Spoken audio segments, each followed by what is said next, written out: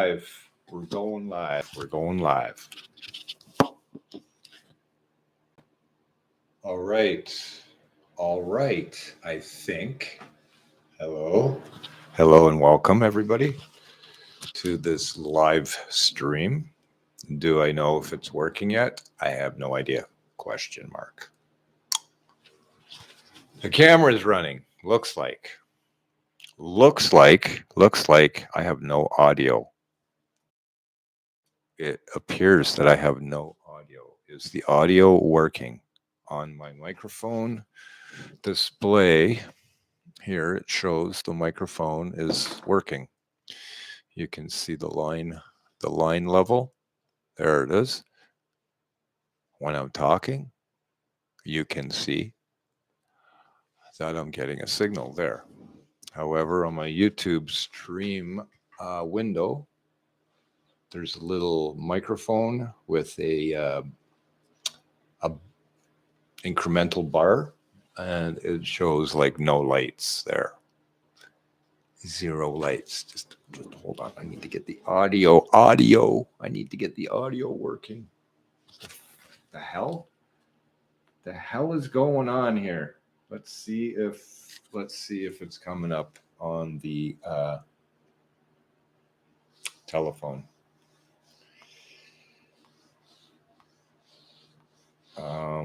I don't see my stream yet. Okay, patience, please. Patience. Home. Let's go to my channel.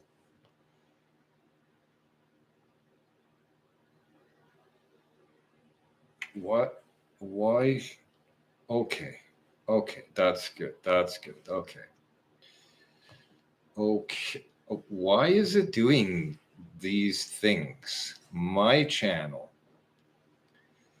Merry Christmas Winter Stream Series 2022 live. One watching. Hi, one watching. Hello and welcome. Do I have audio is my next question. I'm trying to find out if I have audio as my phone. There it is. As my phone. Audio's working. Testing. Audio's working. Sorry. Peace. All right. Does the audio come up on here? Why doesn't the audio come up on here, though? On the TV. Last time it would come up on the TV and it would echo. This time it's not. It's not. Okay, so this is working. I'm going to attach it to my vest. There we go. Hello and welcome to the Winter Stream Series, Merry Christmas edition. Hello and Merry Christmas, everyone. Welcome to the old Yuletide log by the old fireplace. Thanks for joining me. I'm going to brighten things up a little bit. Not too bright. We just had a big winter storm. And the winter storm has passed. It has come and it is gone. Can you see any of the remnants of a winter storm here? It's hard to tell because the wind blew all the snow away. Get an idea. The neighbors. Yeah, there's some footprints. Well, you probably gathered by the front door. The picture on my winter stream cover photo for YouTube shows that there was a lot of snow that fell. This doesn't really do any justice to the promotion of the winter solstice. However, it was a bad storm. Lots of trucks in the ditches along the highways, lots of cars, not so much cars. I'm surprised I didn't see that many cars in the ditch, but I did notice a few trucks in the ditch. Apparently there was a Via Rail train that got derailed train fell down. I don't know. Weird stuff. Winter weather. Gusty winds. I'm just sitting here chilling.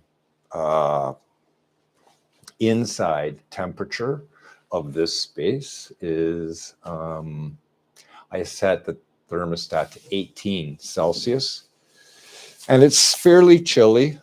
It's chilly in this space. Brr. Not really if you dress with winter clothes or fall gear.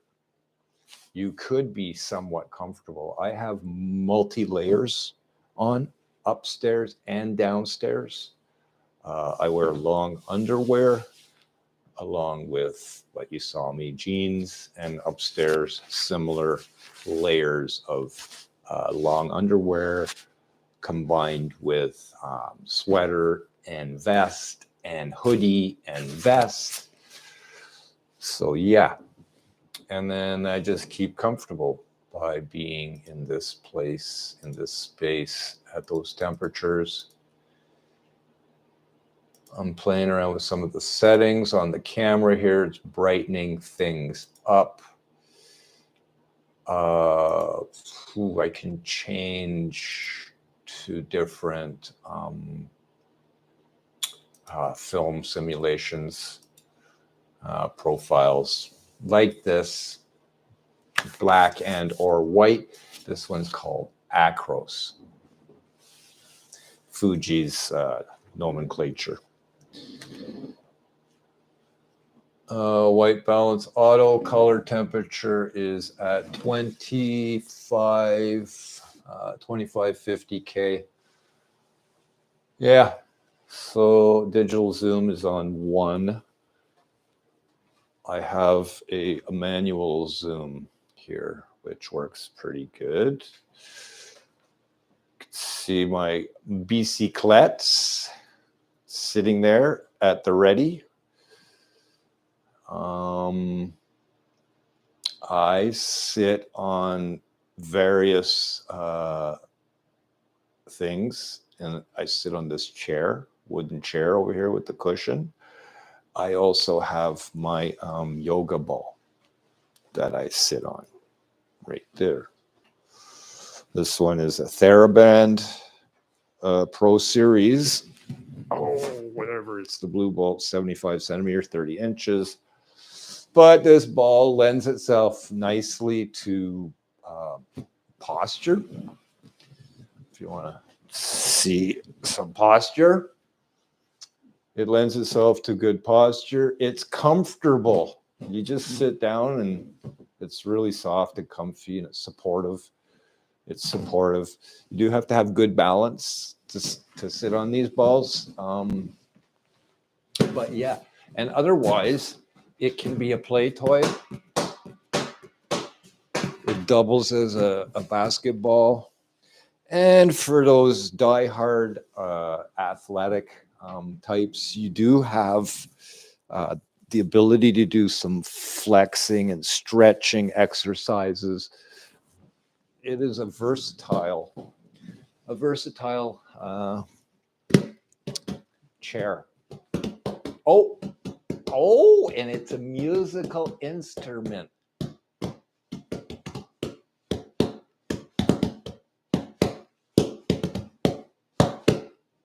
There you go. Imagine all of that. Imagine all of that in one device. All right. So this is working. I am pleased with the setup and the performance of this setup. Having said that, I want to turn on another computer. I don't know why I can't hear audio. I'm perplexed on the TV. So is captured by my stream. However, I'm not hearing any other audio. So what do I mean? I mean, like I open up another YouTube window and I play a YouTube video, and you can see people's mouths moving, but there's no audio being produced over my television set where I am currently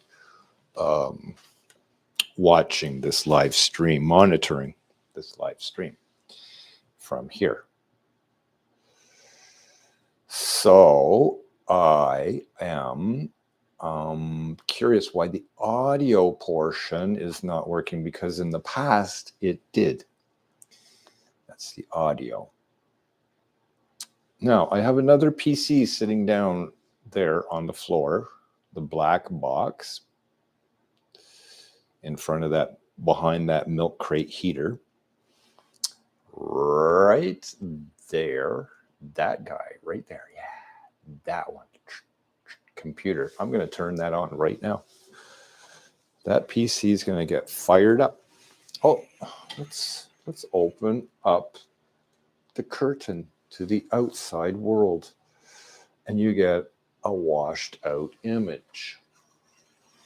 It's difficult to judge what is the best situation for. Okay, power is just been turned on. My monitor for this computer is sitting right here on my desktop, and it's just coming on right now.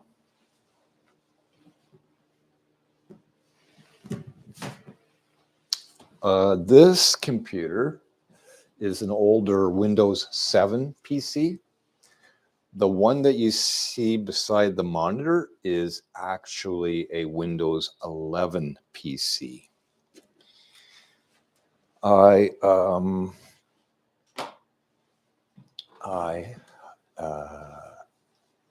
have both PCs wired up to the home network, which I'm still having problems with communicating with the two PCs. So I am still working on some of the details of the network setup, to the point where I've had to reach out to a group of tech nerds, people, and awaiting some feedback and analysis. So as I sit here and I wait for this PC to fire up,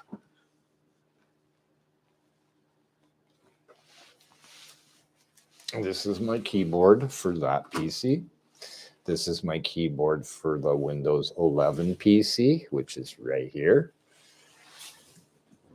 And the Windows 7 PC, which is on the floor over there, where you saw it earlier.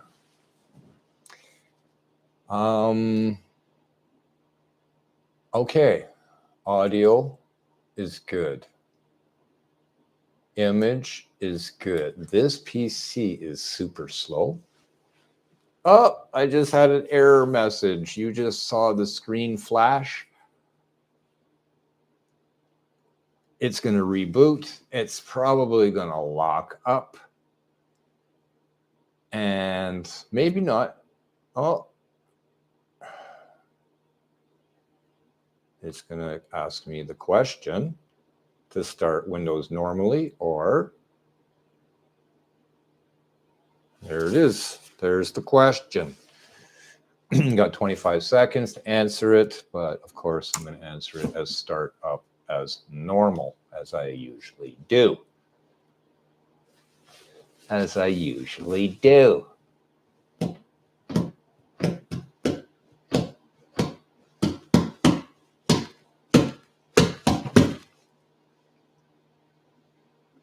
Okay, there it is again. Let's see if it stays put. Now, on this PC, I am going to go see my live stream first and foremost.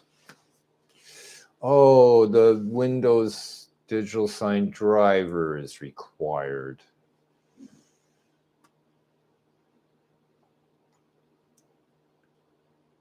Baka. You wouldn't understand the situation in Pine Ridge and the reservations in the U.S. Don't be ignorant, obviously, that you don't understand poverty. Oh, yeah. Yeah. I replied to a tweet regarding some people who are, I don't know, not accessible to community resources. And I suggested moving to a city near you. And now I got a lot of negative comments about that comment because I shared my opinion and my own thoughts about that. I'm not sensitive. I'm ignorant. Yeah, you know what? Maybe I am all of those things in a bag of chips, possibly. Quite probably, yes, I would agree. However, like, I'm just a human being living and having a human experience. So cut me some slack, okay? I make mistakes. I put my foot in my mouth. Yeah, I make comments that sometimes I regret afterwards. However, you know what? That's what I was thinking at the time when I was making those comments and my thoughts. I wasn't calling anybody any names. I wasn't belittling anybody. I wasn't abusing anybody. Okay, so settle the hell down, take a chill pill, and just relax. Okay, take people's comments for what they're worth and just draw from that information and think to yourself like, oh, that person thinks that. Interesting. Well, I don't agree with that. So good. So you don't agree with it. Or I do agree with that, and that's a good idea. Maybe I should move. Well, you know what? Then do that.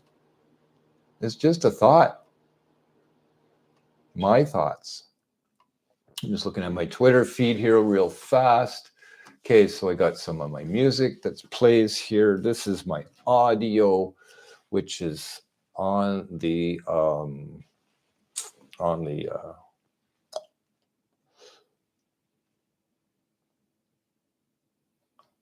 it's not an, oh, it's not a china cabinet. Jesus Christ, I wanted to call it an ottoman. Okay, on the top of the china cabinet here, there is, I don't know if you can see my, well, okay, so it's right there, that thing with the little antenna sticking up, right there, that little antenna, see that? This here is my amplifier. This here is the remote control for the amplifier. I can turn it on from here. I know, it's amazing. And there's the music playing, just like that. Okay, so what I want to put on is some of my Yuletide log Christmas music that is available on YouTube platform of all things. Can you believe that? This is my channel right here. It shows my live Christmas stream or any stream that I'm doing live right here on my homepage. If I can zoom in a little bit on that. Okay, so right there, that's the live stream that you're watching right now. Anybody that may or may not be here in this space, these are my videos, top videos on the YouTube channel, my channel. Oops, I keep wanting to use the mouse button from the other computer. Anyways, I got a bunch of videos here you can check out, visit my channel, subscribe to me, and or leave comments that you may or may not like what you see in the comment sections down below. Of course, always, please, I'm open to anybody's thoughts about what they think. Don't be shy. Please share. Share the love. Thank you. All right. So now that I'm here on my channel, I was going to go to my history because I've already started this music. I was listening to Handel's Messiah. But that's not really what I was interested in listening to. So this is the Handel's Messiah Easter concert, the Tabernacle Choir and Orchestra. So this is not the Christmas music I was looking for. However, it is a choral music, which is what I was looking for at the onset.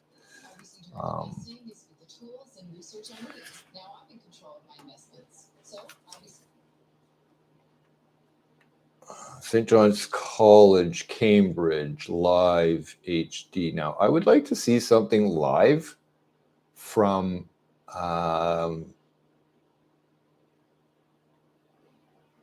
one of these churches here. Gracie's Choir Christmas Concert, full version. Thank You in Spanish is a choir that sings about love and thanks conveyed through the... Okay, not familiar. Medieval Christmas, Pro Candle and Feel Wind Ensemble, Mark Brown director, 13 days ago. That sounds, this one here, Noel. We'll have that playing in the background. Hopefully. Is it just instrumental? Oh, it's not a full image. It's not a full image of the paintings or in the church. Is it going to show us everything? I hope so. Oh yeah, here it comes. It's coming in.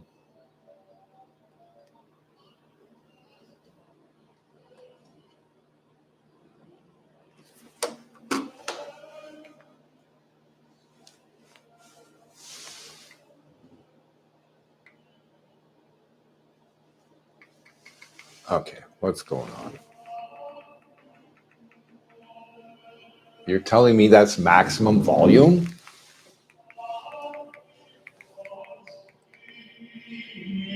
Oh, there's some stuff in front of the infrared receiver on the amplifier that's blocking the signal from the remote.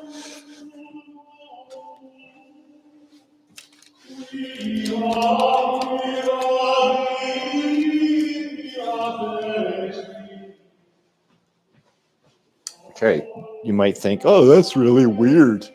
That's weird music. God, stuff is gorgeous. Hope it sounds as good to you as it does to me. Oh, I forgot to plug in the subwoofer.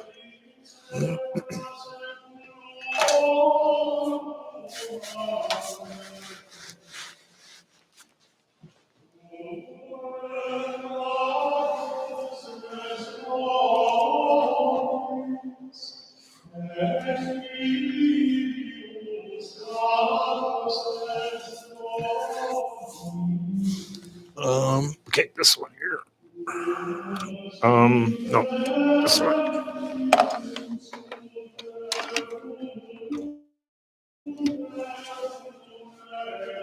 See if you can tell the difference. Ooh. Oh, I hope they throw some pipes in there.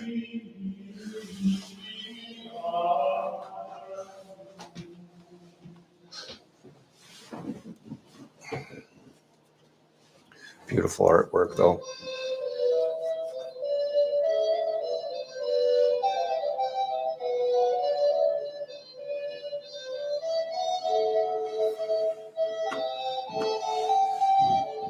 Okay, what temperature are we looking at? That's 20 degrees. It's 20 degrees in here. I'm not sure if you can see that, but yeah, it's... Hold on, let me see if I can get this level. Ooh, there we go.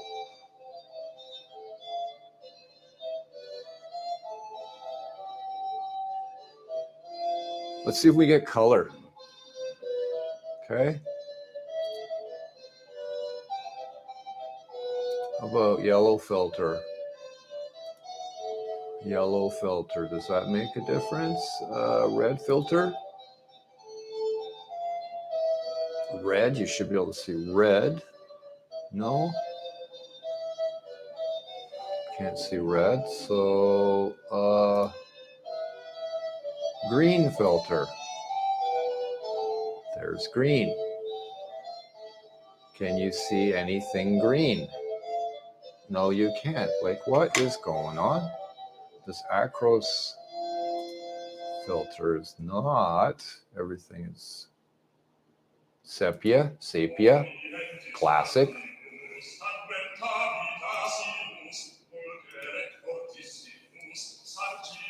And this one is Provia standard.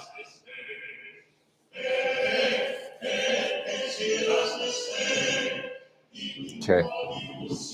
Sorry. I'm sure you did come here to listen to this.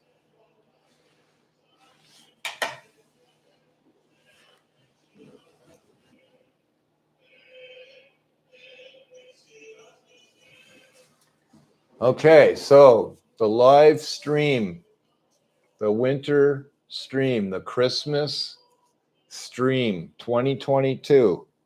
Hello and welcome to my guests. Hobo Pro, how's it going? Merry Christmas. Welcome to the chat room. It's going good, thanks. Oh, it's not going to let me. Oh, because I'm on the wrong keyboard.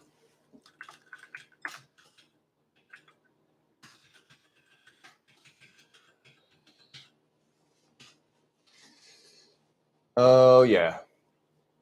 I wonder, can I type in at, let's see, Hobo, there we go.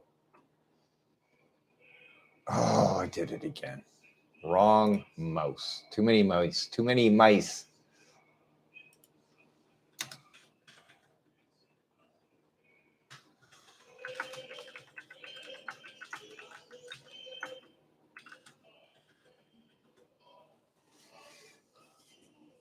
Hey ho, hope.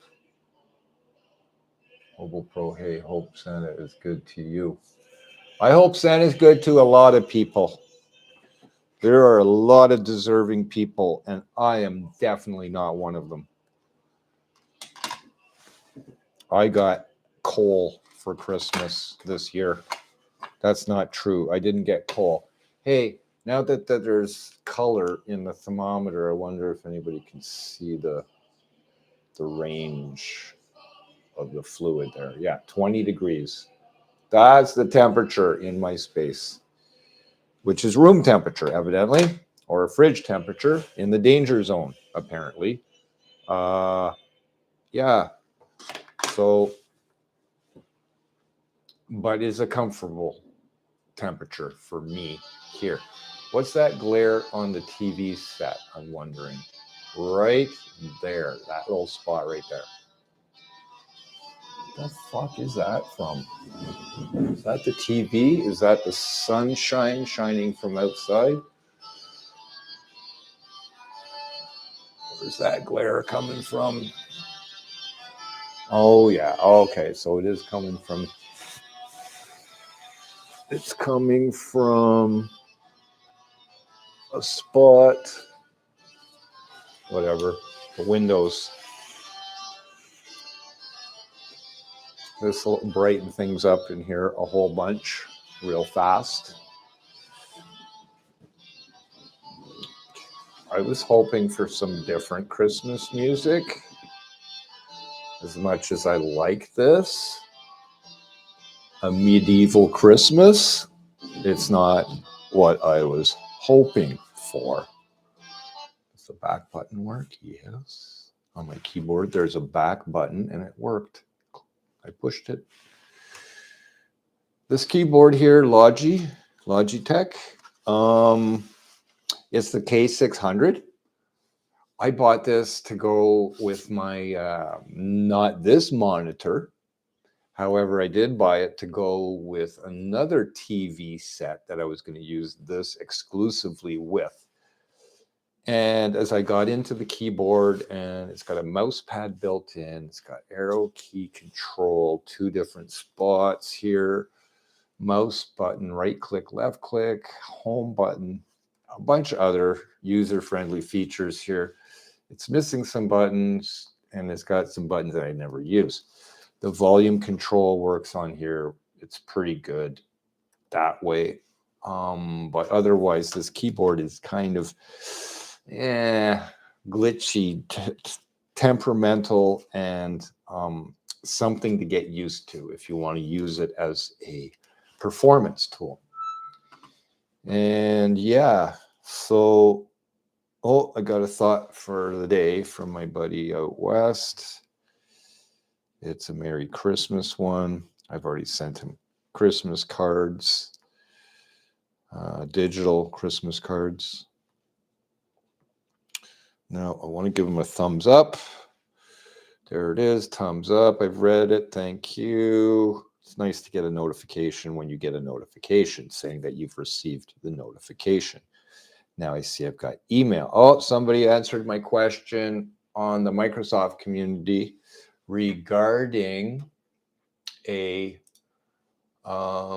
question I had about networking my Windows 7 PC with my Windows 11 PC. I gave all the app permissions to both computers as the network administrator that I am. So I couldn't get my computers to talk to each other. So somebody has somebody's replied. Emily has replied. How nice, Emily. Thank you. When Windows 11 came out, Windows 7 was already a retired product for a few years. Yeah, I get that. That's not the point. Thus, it was not tested to make sure that these two operating systems could communicate. Windows security and network protocols have changed over time. I'm afraid this is an incompatible situation. Fuck you, it's an incompatible situation. Pardon my language. What do I mean by that? It's like, why do I say F you? Well, my computers are already talking to each other. So what do I mean? What do I mean? All right, so I show you. So my File Explorer window here is open. Let me see if you can see that. I'll give you a close-up in a minute. Just let me open it up here first. I'll show you exactly what I'm talking about. All right, so on the side here. On the side, well, it's already showing. Let's resize this window. I'm trying to resize this window. Okay. So I want you to see this.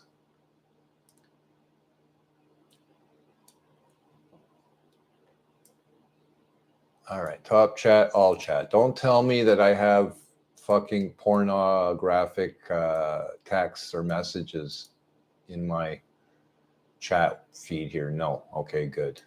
I hate opening up the chat feed and seeing a bunch of text messages from a dating date site or some triple X site that wants you to see their images.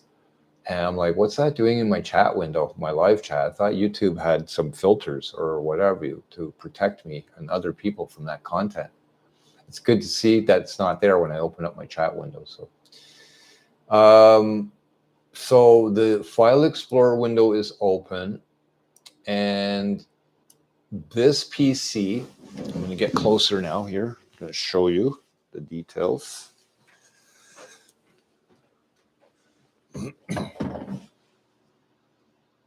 Okay, where is it?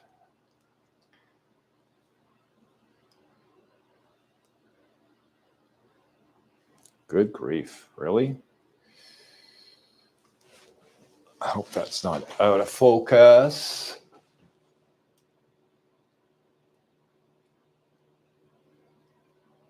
All right, I gotta bring it down. Okie dokie.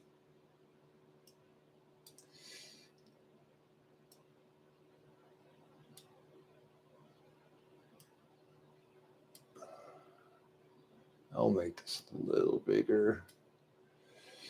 Okay, question mark. Can you see? Can you see? I want to look at my other computer as well and bring up the File Explorer window there and see if we can see what we see on the network. So I'm going back to my YouTube channel. I'm clicking on the live stream. Now it's coming over the audio, which I have to turn down. Do you see anything there? No, you don't. No, you don't. Oh, there's a bit of a time delay. That's why.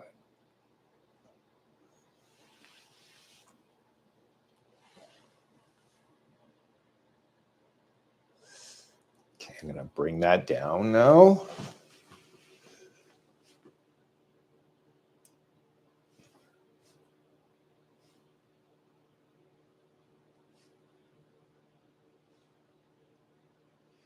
All right, network.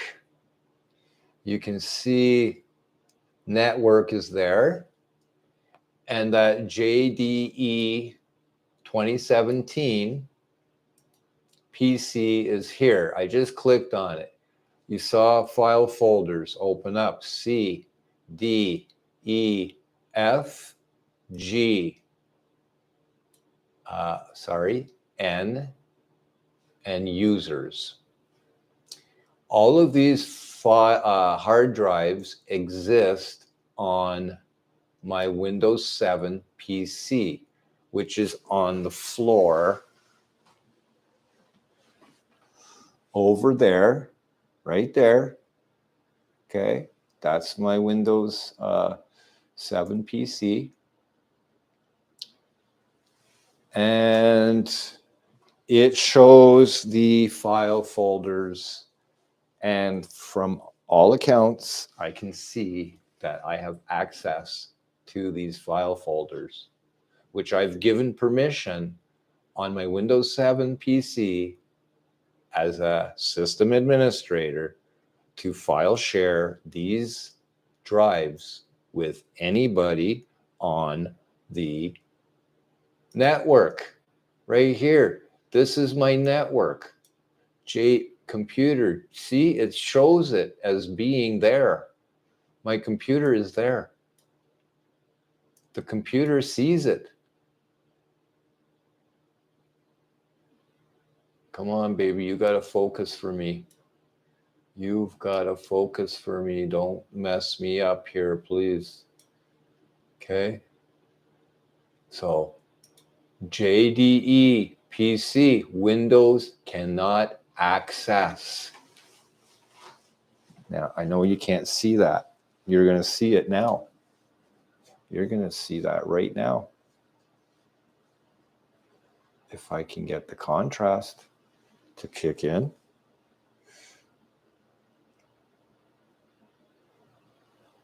All right, let's try this a little differently.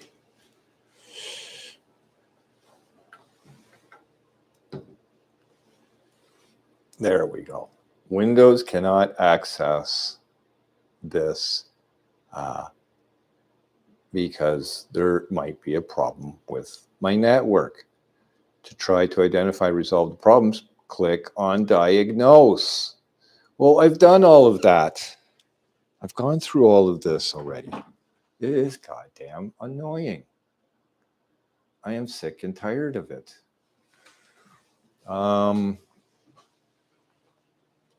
But just for the shits and giggles, troubleshooting, couldn't identify the problem. Give feedback on the troubleshooter and then close the troubleshooter. That is typically what I go through. That is scenario number one. So when I click on my PC, you see the C, D, E, F, and N file folders, and there's a user file folder here.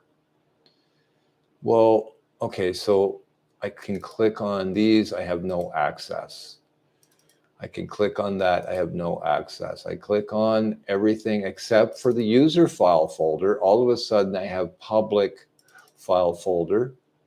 I have public documents, public downloads, public music, pictures, videos, and recorded TV.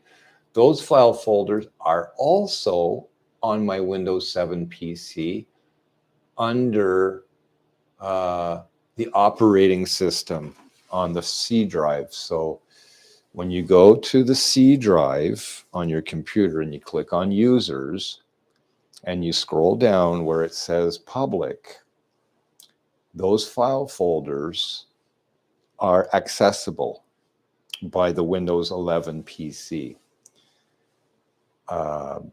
I do not have access to the hard drives with the content. Now, these hard drives that I have, so for example, the C drive has a capacity of 128 gigabytes.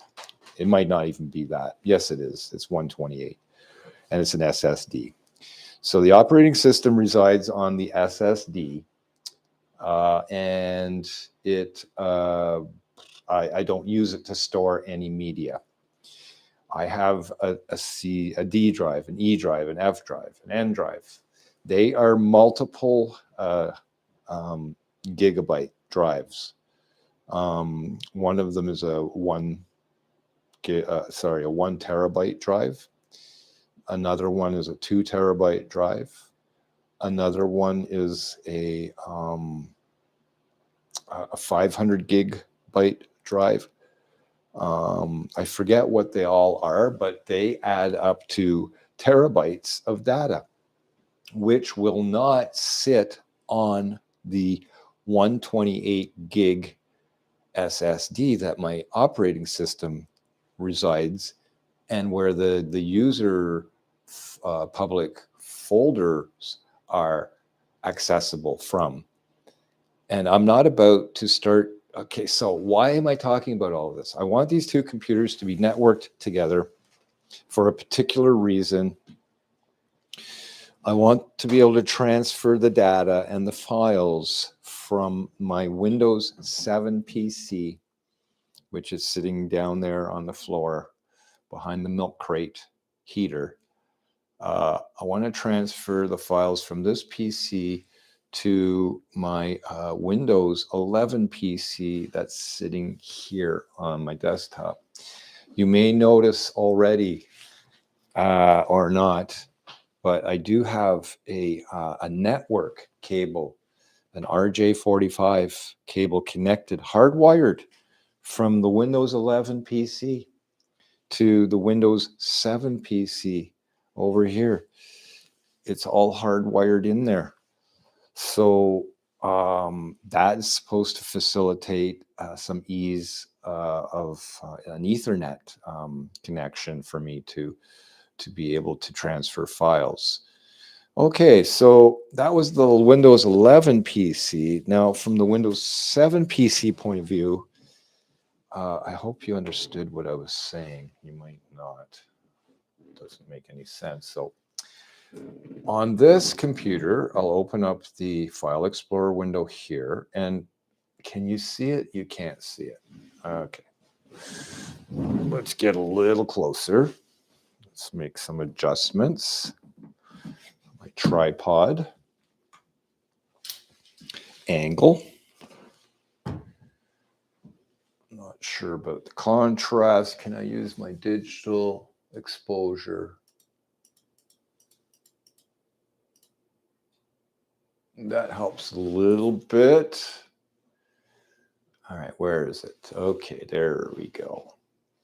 Down at the bottom, you're going to see my network again. All right. So I see there's two computers on my network here. There's one called Glazerman, and the other one is called JDE 2017 PC, which is my Windows 7 PC. That's this computer.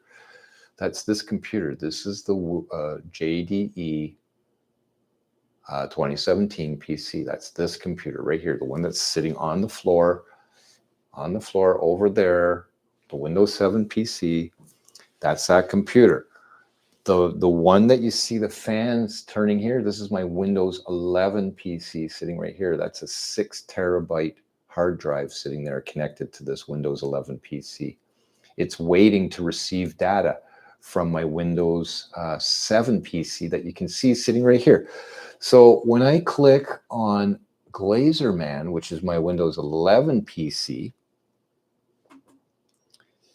it shows the D drive and the users.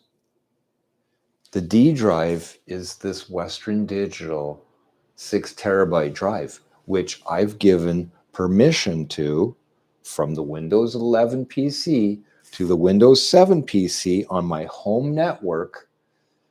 Permissions. I have given permissions to this computer to access those files in that file folder. And when I click on it, let's say I want to click on D. Okay, so let's back out a bit, give you a bigger picture. So again, there's my D drive. I'm going to brighten this up a little bit. Out of focus now. That's weird how the contrast affects the focus like that. Come on, baby. Come on, focus for me. Focus, thank you. So the D drive and my users file folder are sitting here. Remember what I said about the users file folder? That is buried in your my computer in the C drive, which is like here, C drive. Then you go down to users, and I am the user here, JDE 2017. You go to that file folder, you open up that file, and here you have my documents, my music, my pictures, my videos, saved games, so on and so forth. Okay? That's where you're going to find your access to your file folders under the users file folder on the Windows 11 PC. Again, when I click on the D, I get the same error message. Windows cannot access Glazerman D drive. You do not have permission to access Glazerman D drive. Contact your network administrator to request access. I am the network administrator. I am the network administrator, and there is no option here for me to bring up access to my file folder. So this is my Windows Explorer file folder here, and there is nothing here to indicate.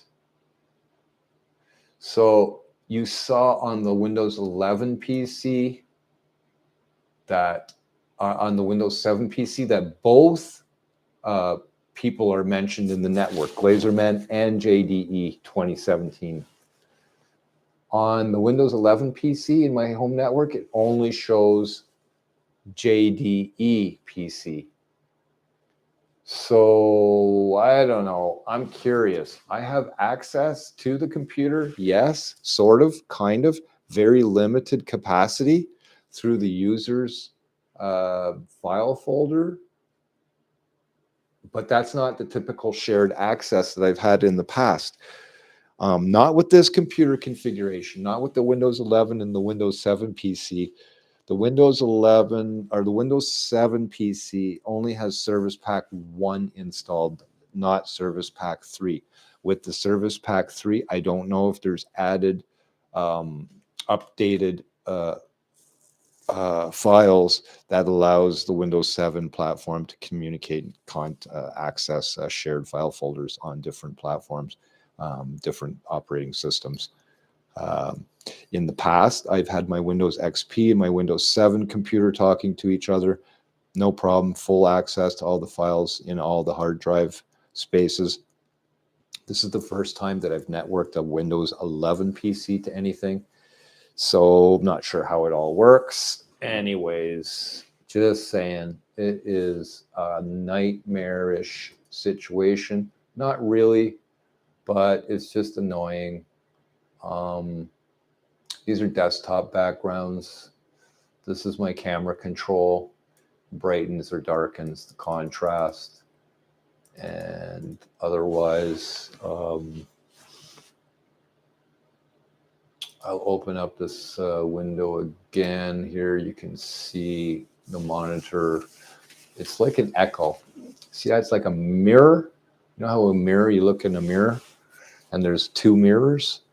Well, you can do the same effect with a camera. A mirrorless camera, of all things. Mirrorless camera. Okay, so I have no network administrator to Glazerman D files. However, I do have access to the user's share file folder, and even though public, even though it still shows, see, here's a picture that I put into that file folder. You can't see it because I've moved my camera. But that came out of a file folder that's on the Windows 11 PC that I can access right now. So I'm going to say I do have access, but I don't have access to full access. So let's go back. So this is Glazerman right here. I click on Glazerman. I got the D drive. That's the D drive. This is the users folder. It's both of these are, this is all Windows 11. So that's my Glazerman computer. These two files are from my Glazerman computer. This D one that I've given access and share permissions on my Windows 11 PC is not accessible because apparently I'm the network administrator and I have to give them access. The user file folder is accessible. There's the public file folder, public documents, downloads, music, pictures, and videos. And yeah, this was a picture that I put onto my Windows 11 PC. So yes, I do have access to file sharing on the computers, on both computers, the Windows 11 and the Windows 7 PC. Now, if this is the way that it was engineered by the software engineers at Microsoft and otherwise, I would think to myself, this is not very user-friendly for my application for sharing files. Yes, you can share files, but I can't share enough files, like terabytes of data of file sharing that I'd like to do over a home network. And in my case, it's just to transfer and update the computer from one to the other. So the Windows 7 PC, I had purchased the Windows 11 PC with the intent of transferring all of my data and my files from my old PC, which happens to be my Windows 7 PC that's sitting right here. You can see there's Glazerman. I can see there's Glazerman here and there's JDE PC. They're both sitting here. 1, 2. They're both sitting here. They're recognized. Same scenario, similar scenario on the Windows 11 PC over there. But it's not. It only shows the one user. So, which makes me wonder, but the one user is the one that I want to use, the other person in the network, JDE 2017. Confused. Am I confused? Am I confusing you? Well, my winter stream, my Christmas winter stream, Merry Christmas, December 25th, 2022. Hello and welcome to anybody that may be passing through. Won't you join me for some Christmas Yuletide music? I want to share with you This could be playing while I'm talking, I suppose, in the background. Some choral music, Christmas concert, Grace's choir. Let me turn that up now.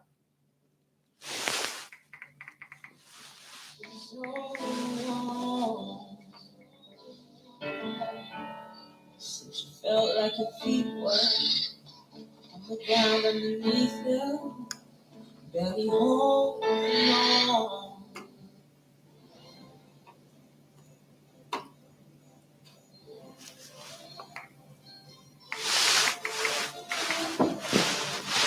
Hello, everyone, and welcome to Gracias Choir's Christmas concert. Oh, really? First of all, I would like to take up South Korea.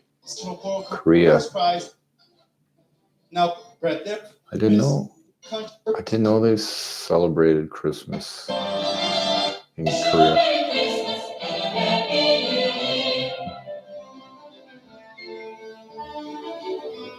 No doubt they are talented artists. They are disciplined.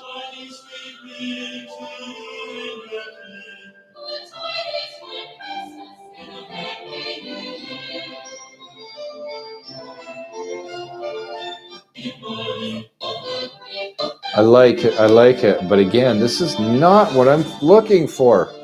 The hell? Christmas carols.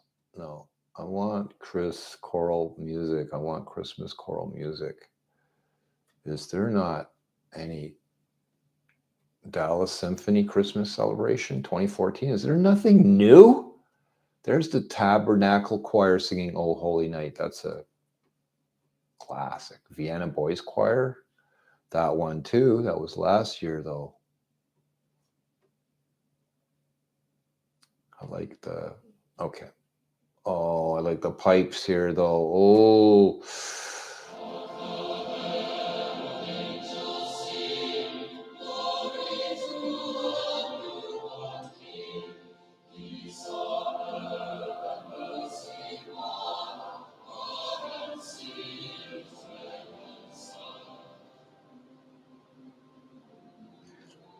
Should be good. Okay, so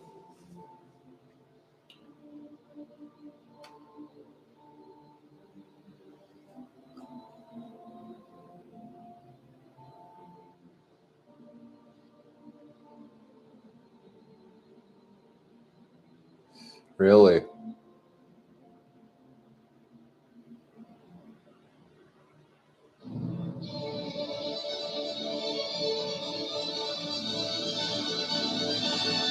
again, not what I was expecting. This is not what I'm looking for. I'm sorry. Sorry.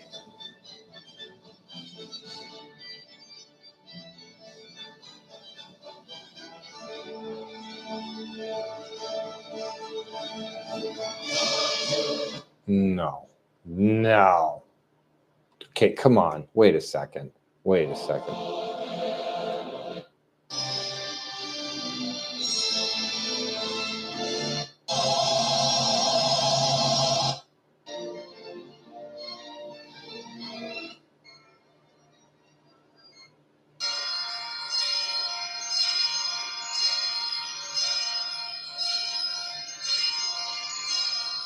Good, you get all the Christmas classics in 30 seconds.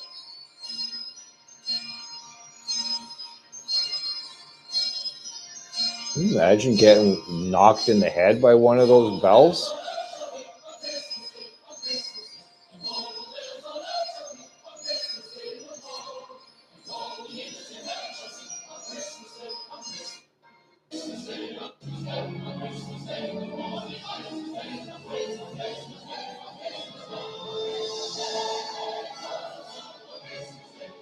Thanks, Hobo. Hey, man. No problem. You have a great day down south.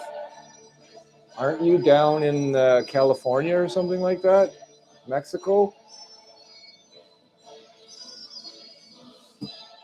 You're on the border? Los Angeles?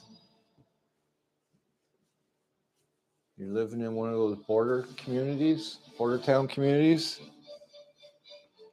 Mexican-American border.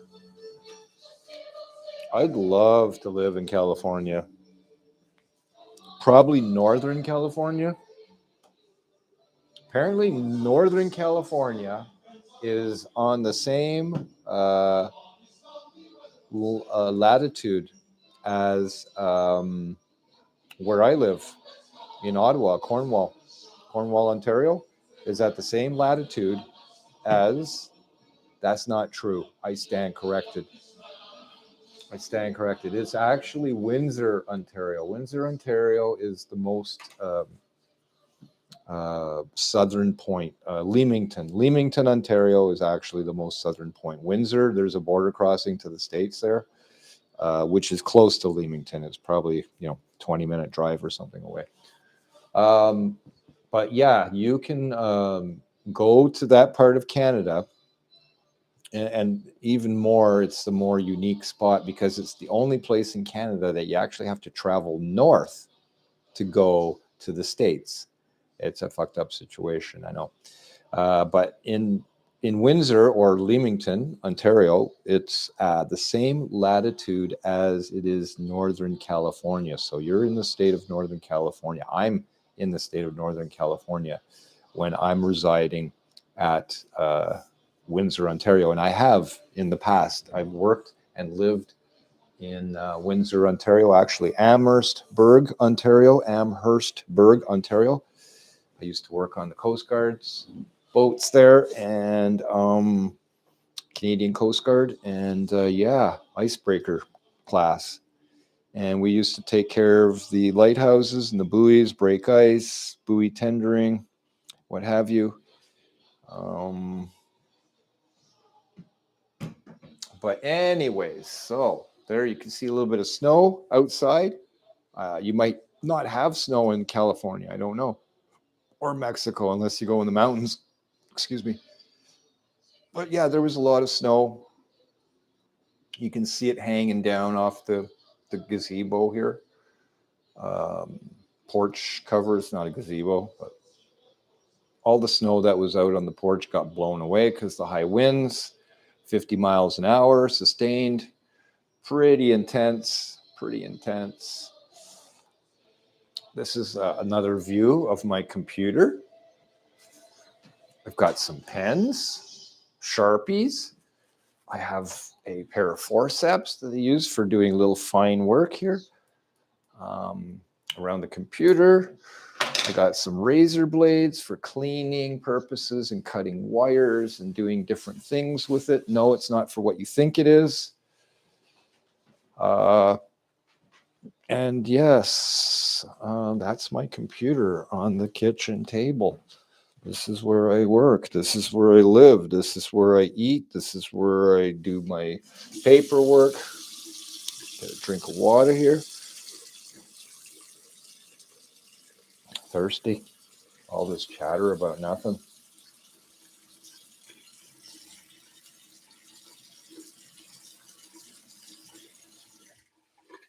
Coffee break.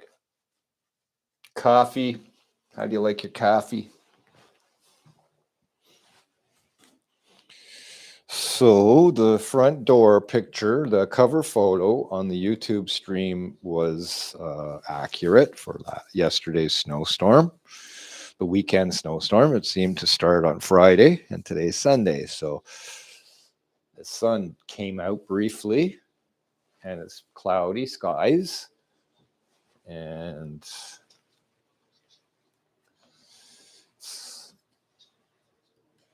see what we can see outside here.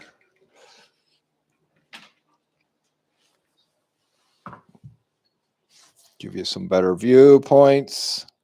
The clouds in the sky.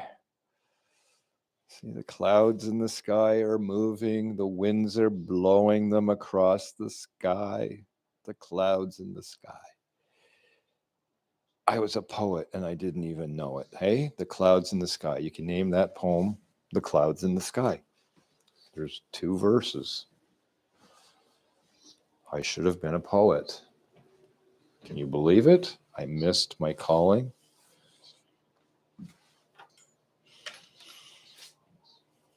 So I'm keeping myself inside where it's warm. I have shoveled.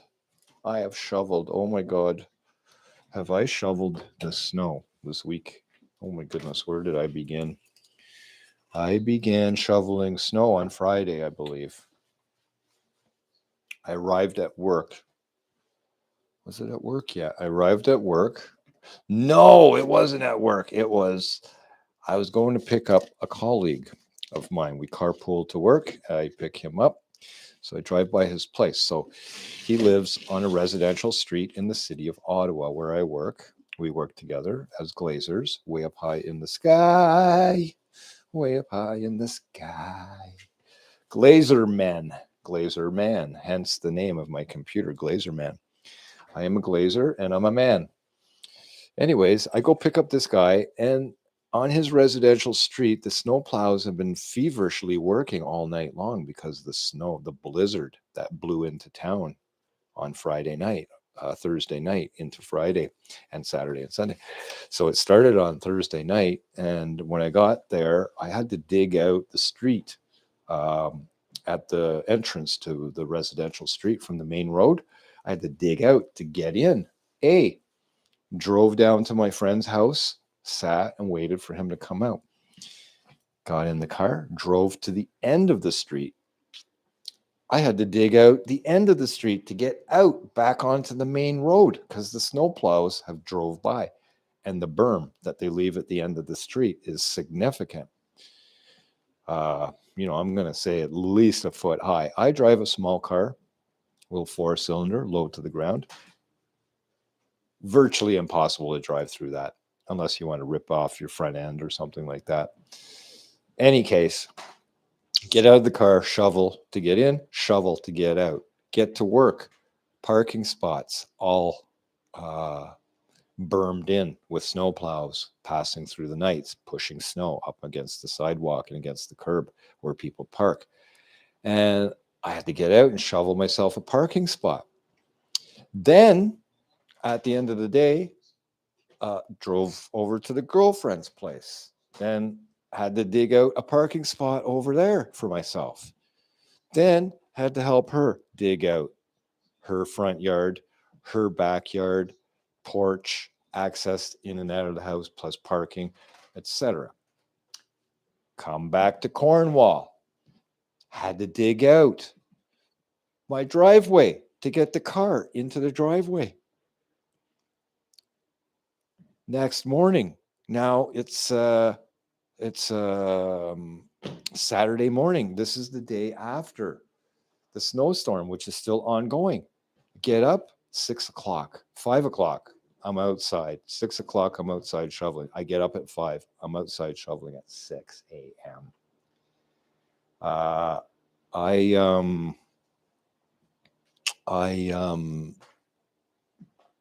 start my shoveling day. I took 2 hours and then I took a break. And then I came back and I revisited it 2 more hours. And while I was doing that, I was looking at my neighbor's yard, and they also have an attached shared driveway to ours. And so what I did is I shoveled their driveway as well. So I shoveled my driveway, I shoveled their driveway, parked my car in the yard, got up the next morning. The snowplow had gone by.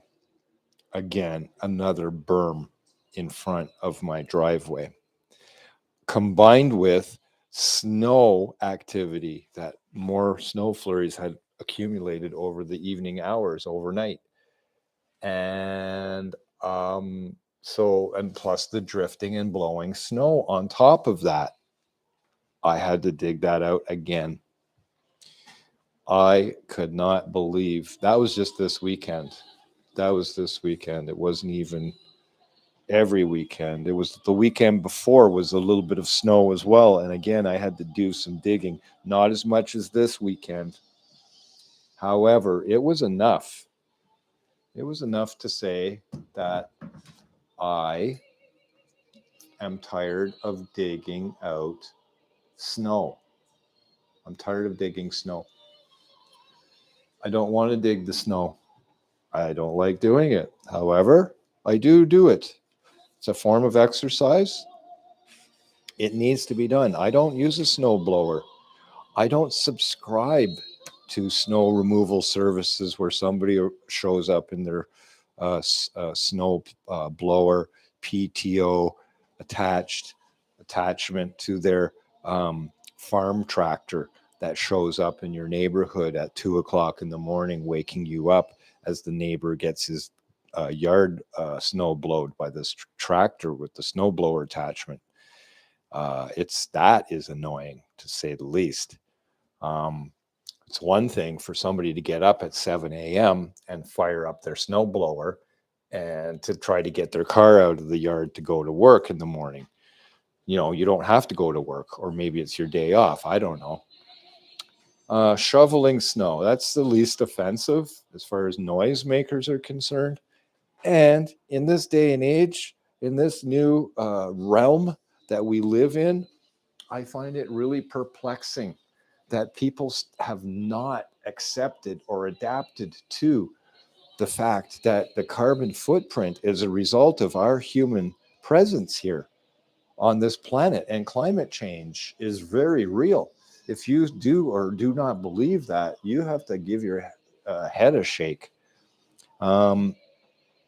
If I can make an impact, if it's as simple as making a choice of using a snow plow for that matter, versus manual labor. I know. We're not living in the ice age and the stone age anymore. We're not cavemen. We live in, society has evolved, and I agree. I don't disagree. I am. Um, I'm on the fence on that because I like the modern conveniences and advancements of technology and everything that comes with it. And yes, there's good and bad. Um, is it bad that we've created all these wonderful things that have made advancements in our life, in our society, and potentially has given us a longer lifespan, healthier life styles, um, just overall better quality standard of living. Now, you might question that based on the 6 o'clock news when you turn it on at night. There's all kinds of tragedies, trauma going on around the planet. People are starving, dying, getting killed, wars, so on and so forth. Ethiopia, Ukraine. Um, yeah, shit's going on. I get it. But from our point of view and our perspective, generally speaking, I want to say that we can have a good quality life, and we are having the best quality life that we've ever had in humanity's existence right now. And are we prepared to take a step backwards to accommodate the climate denier or tree hugging people and bicycle riding community, that we should start cutting our trees down with hand saws again instead of using power tools, and we should shovel our snow instead of using snow blowers and tractors with snow blowing attachments connected to them to plow our driveways, because it's more convenient for us to sit inside the warmth and comfort of our home, while outside where it's cold and not so nice, you have somebody else that you have disposable income.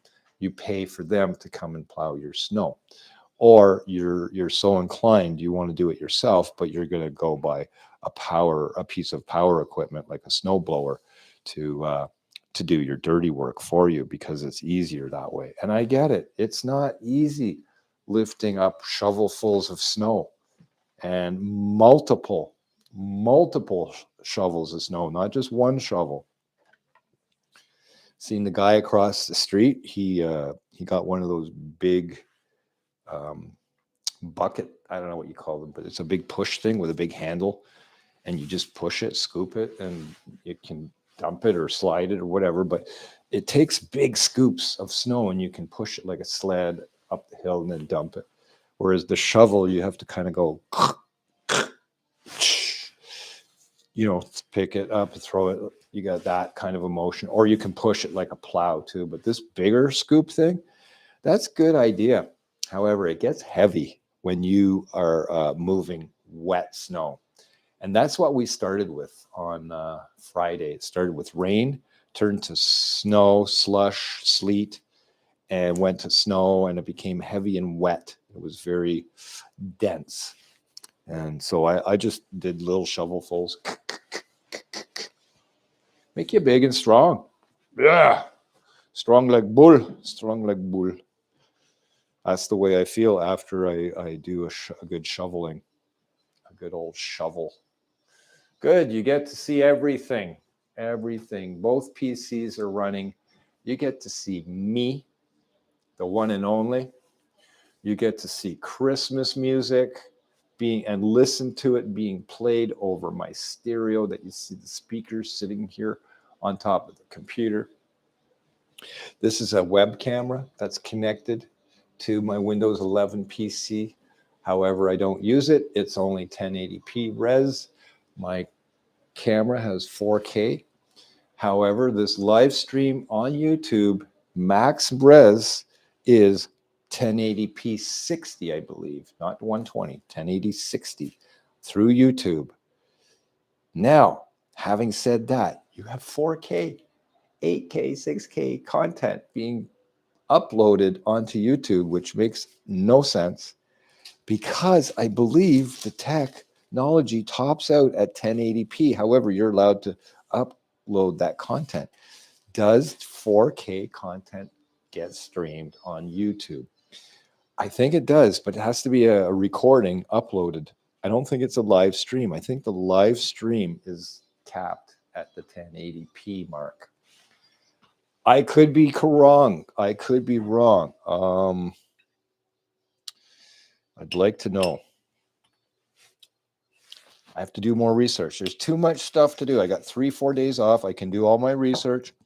I already figured out how my phone connects to my PC, my Windows 11 PC. Windows 11 PC, Google Pixel 7 Pro phone, brand new, latest, greatest technology. Windows 11, latest, greatest technology. MSI Z690, latest, greatest technology. Seriously, my chip, Intel i9 12600K or 12900K, like the latest offerings from everything. My phone, when I plug it in through a USB, should connect automatically and allow me to explore files on my phone. And what happens is that the phone, the file explorer window opens up and it shows the file folder being empty. So I'm like, empty? How's that possible? I know that I've taken videos and pictures on this phone. There's lots of content here. It needs to be transferred to my Windows 11 PC. And it needs to be told when you plug it in. So you plug in your device like this, and you have to go to your menu where it says USB connection, and you click on that, and it gives you the options of what to do with this device when it's connected to the PC. And one of those options is to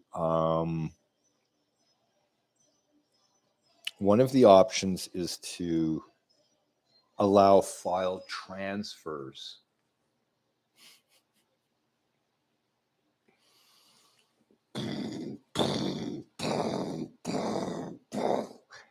That's what I feel like doing sometimes.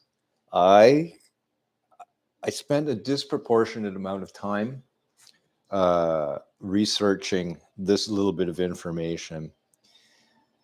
In the past, my devices, what do I mean? Samsung S7, Samsung S5. I would plug those devices into my computer and the File Explorer window would open up and it would ask you, what would you like to do? Would you like to look at the files? Would you like to import pictures and images? So you could click on whatever, and then the File Explorer window opens up and everything is visible in the browser.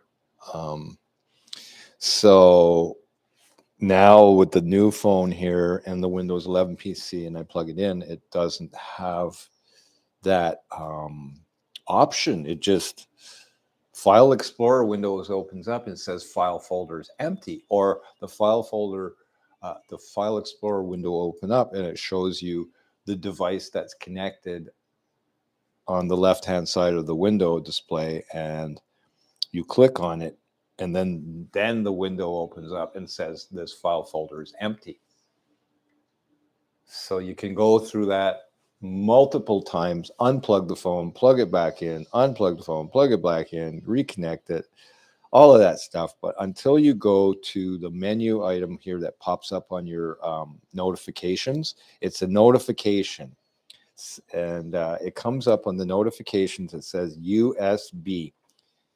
And it asks, you click on it, it asks you, what do you want to do? That's on my Google Pixel 7 phone. It takes a couple of tries to figure things out, but once you sort through it, you know how it works. However, that is not intuitive. It's not something that you should think about. It's not something you should worry about, be concerned as a consumer.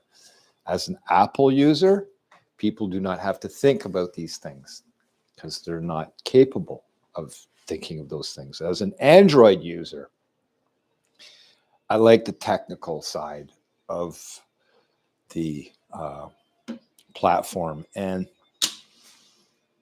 it should be intuitive though. It really should. It's like walking into a room at nighttime and there's no light, and you walk into the room. So for example, I'm going to walk into this room just like this. I'm walking into the room and I need to turn the lights on, and there's no lights. I can't see. So what do?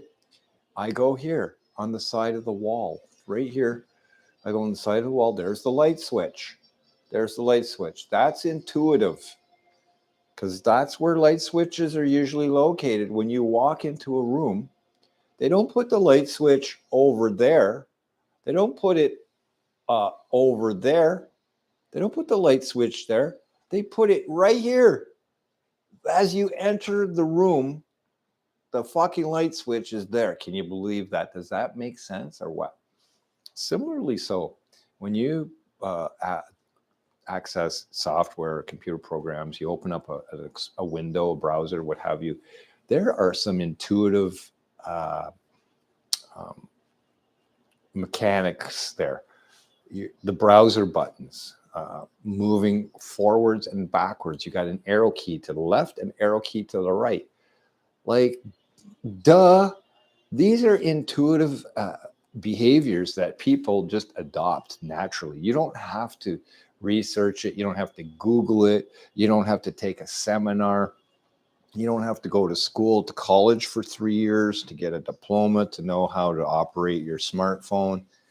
No, it's intuitive. It just works. It's made like that. You take the thinking out of it, so that since you've already done the science and the math, from the genius minds, the engineering minds of the people who devise these devices, and the software engineers who create the software that makes them work. I have more faith in the engineers that build the hardware versus the software engineering, the micromanaging side of the equation. They are pretty decent, pretty decent, but there are some things that you just have to scratch your head and wonder Why do they think that way? Why do they do this that way? Who decided that this was going to be the way this should work?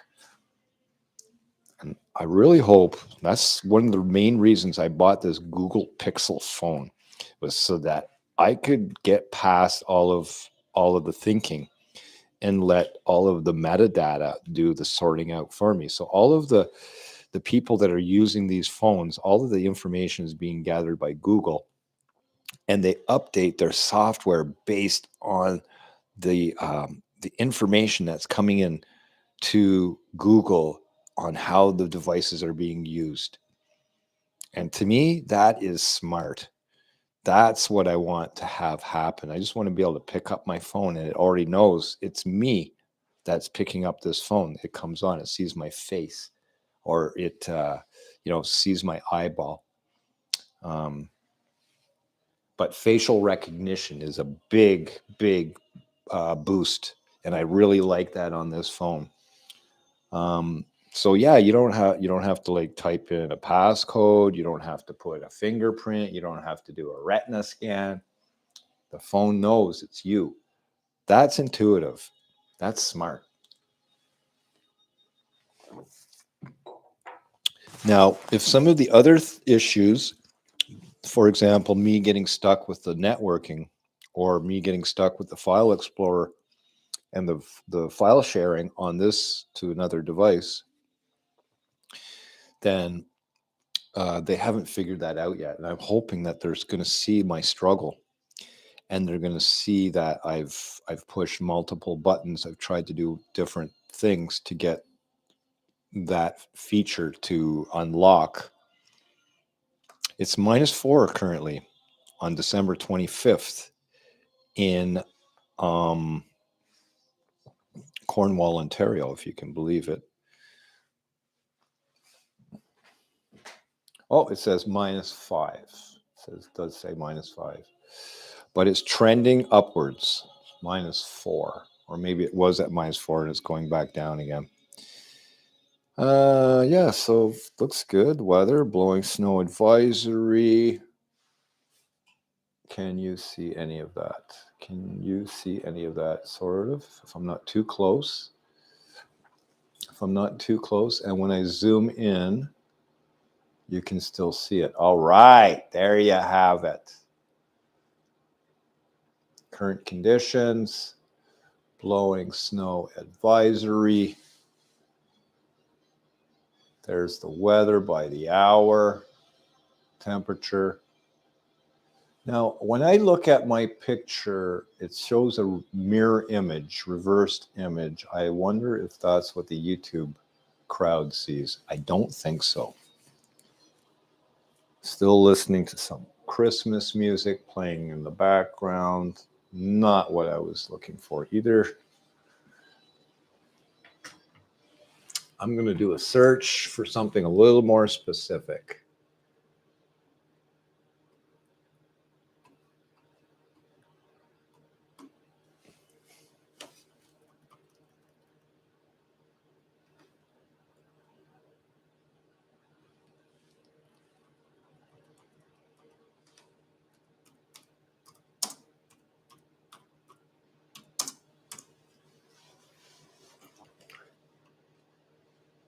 There we go.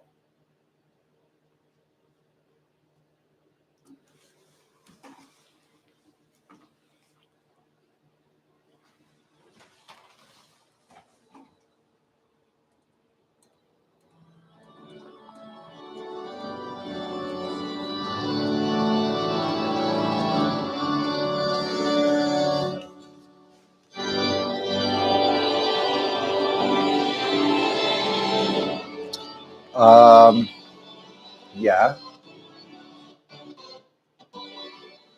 that's good too. But again, is this the song I wanted to listen to? The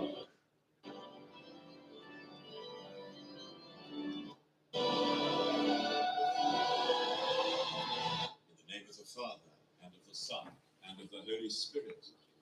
Amen. The Lord be with you. Amen. May the Lord be with. We need to indulge a little. To savor the taste, the texture, the feeling. To enjoy the little things that mean a lot. That's what we stand for. Okay, you get the ads. The hell? Where's the mute button? There it is.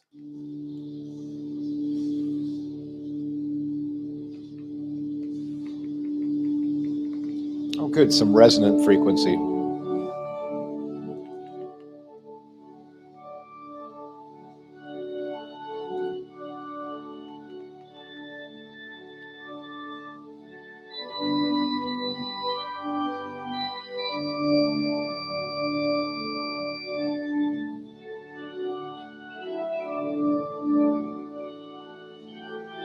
Not bad. Not the best. Not bad.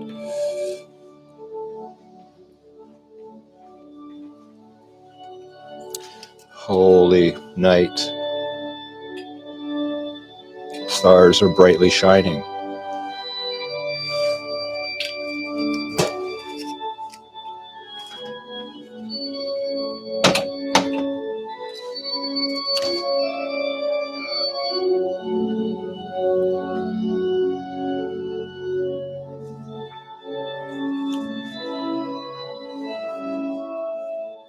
Oh, this is painful. This is painful. You know what? I would love to be a pipe organist. It's been a dream of mine my whole life. First time I heard one. I'm pretty sure I was fairly young. It's quite possible. Quite possible I was at a church when I heard the pipe organs at the church. Quite possibly. And at a youthful age, I'm talking 0, 1 month, 2 months, maybe not. Maybe 6 months, maybe a year old. Who knows? Baptized in the church, for sure. In the kirk, I'm thinking Waterloo, Kitchener, possibly Guelph, Mississauga. Don't know, can't remember, don't know those details. Parents know that best. But any case, they were church people. So whenever they went to churches, and there would be music there for sure. And I can't remember the old churches that they went to. For sure, they would have had pipe organs there. And I would have probably heard that at that age, unaware of what it was, so on and so forth. Not till later in life I became cognizant, conscious. The first time I remember, probably 10, 11, 12 years old, Montreal. In Ottawa, there was a church. There was a pipe organ there. It was a new church, a modern church. The pipe organ was small, not very significant. Don't really remember it. Was not impressed with it. But the old school churches, the old stone castle, colonial, colonist style buildings, Victorian era, Gothic style structures that still stand today, where they invested the community into the church. These buildings, these places have some substantial instruments built into them. And those are the ones that I'm familiar with, that I'm like, wow, that's a pipe organ. That's cool. But the I didn't quite understand the format, like the music, the Christian music is like boring. La la, who wants to play Christian music on the pipe organ? I don't. And got into a little bit of rock and or roll. And I started one band in particular stands out in my head right now is Deep Purple. And they used an organ, the Hammond B3 organ, and a lot of blues musicians, Santana, another great band, that Hammond B3 organ just, oh my God. I knew I was in love with the instrument, and I wanted to play one. The Hammond organ is not a pipe organ, but it is definitely in that class of resonant instruments in my mind, similar but different. So out of the two instruments that I want to play, guitar, drums, yeah, be a rock star. Not really, but I would like to be a drummer. I wanted to be a drummer. I wanted to play drums. I went to school to learn to play drums, and I chickened out. I never followed through with the lessons. I was all signed up. I was ready to go, put my money down. And then it was like, I could not commit to it. I don't know what happened. I was a fairly young person, teenager still. Anyways, quite intimidated by it all. What else? Guitar. Years later, 30 years old, my boss, employer, working construction, sells me two guitars. No, two guitars? Yeah, two guitars, acoustic, electric, plus an amplifier. And I started to mess around with that for a bit. I didn't know how to play. I couldn't read music. I still don't. I still can't. I didn't do it for very long. I got discouraged. I thought nothing was happening. I didn't understand what I was doing wrong. Couldn't figure it out. I just stopped playing. I sold all the equipment, got rid of it. I moved. And I haven't picked up an instrument since. I'm a little disappointed. My whole life has passed before my eyes, and I've never played music or done the things I wanted to do with my life. But I guess that's okay. Not many people do get the opportunities to do what they want to do with their lives. That's a reality. And I don't know if that's a good thing or should be a good thing, because it's, look at this pipe organ.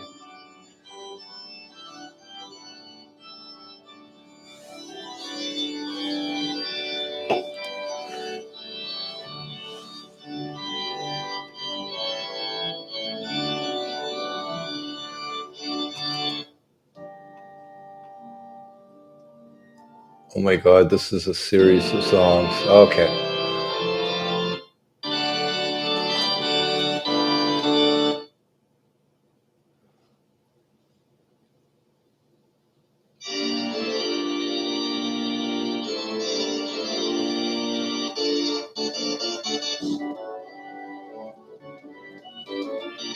Wow, it's hard to find good pipe organ music, especially Christmas.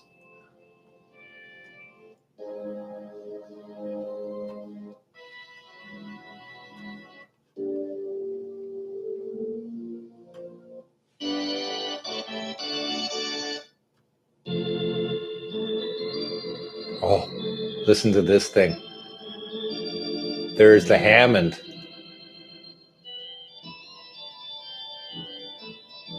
Oh man, I'd love to have that organ. Not this one.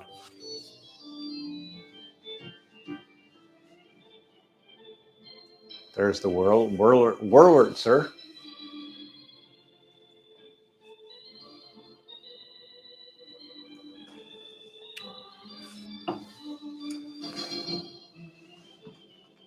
Like Christmas.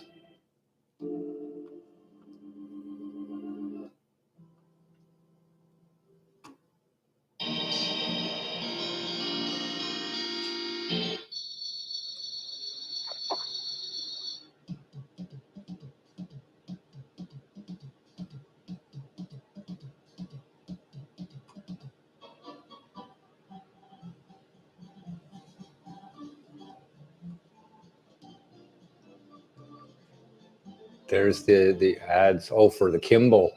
It's a Kimball.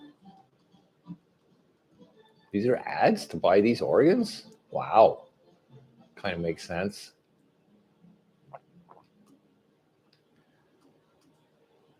The winter summer stream. The winter summer stream. The winter.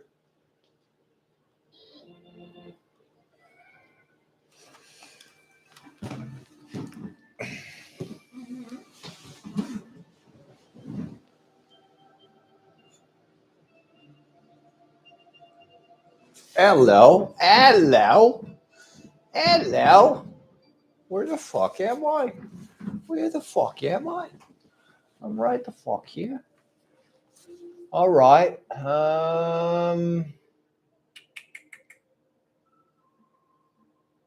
What am I looking at? That's not what I'm looking at. This is what I'm looking at.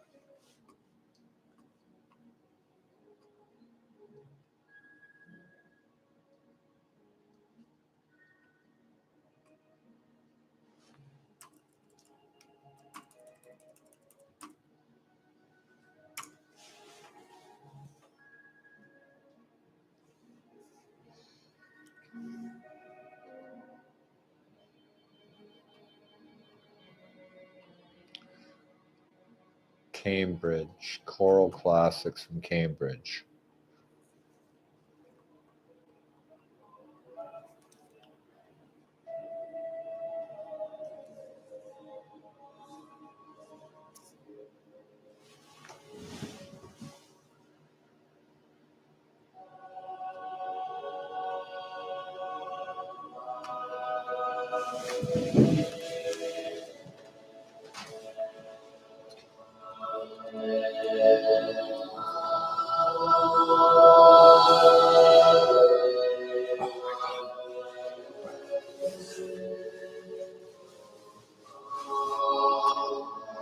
Okay, well, I think that's good.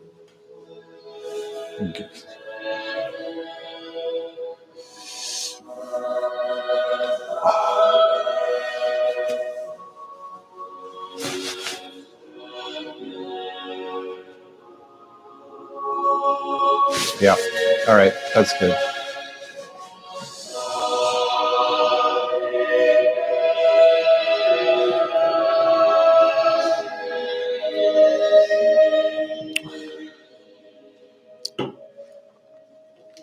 Let there be light, and there was light.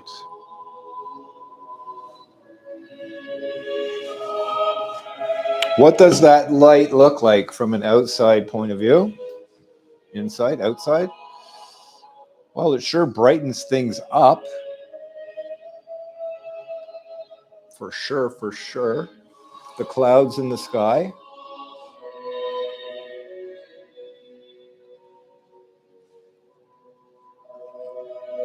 How do you like that picture?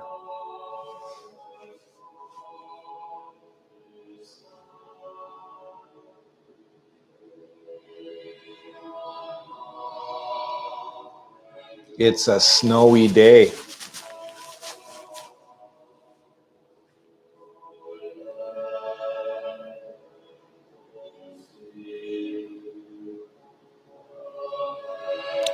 It's a snowy day. It's the winter. It is Christmas Day.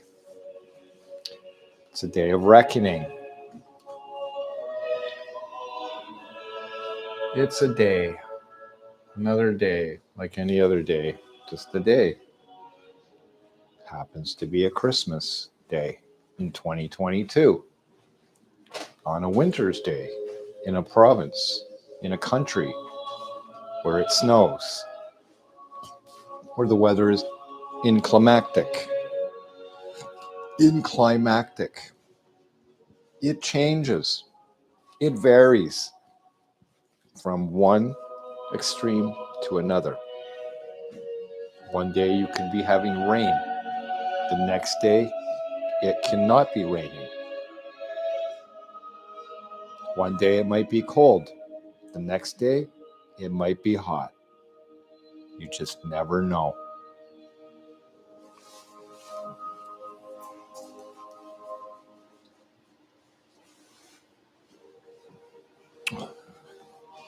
I have been monitoring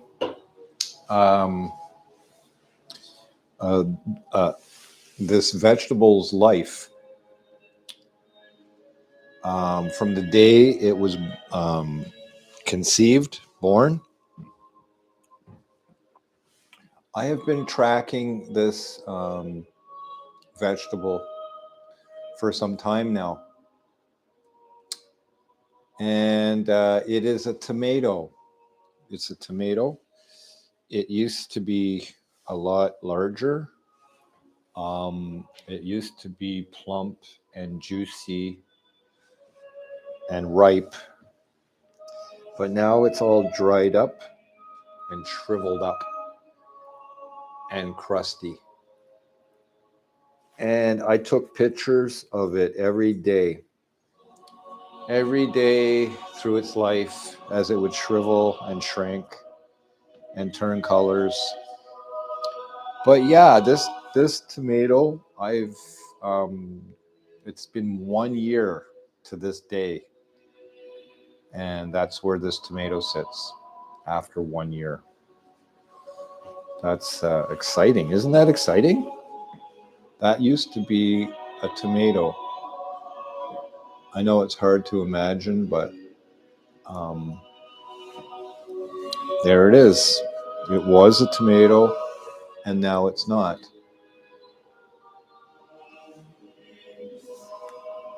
And this is what it looks like outside of my window.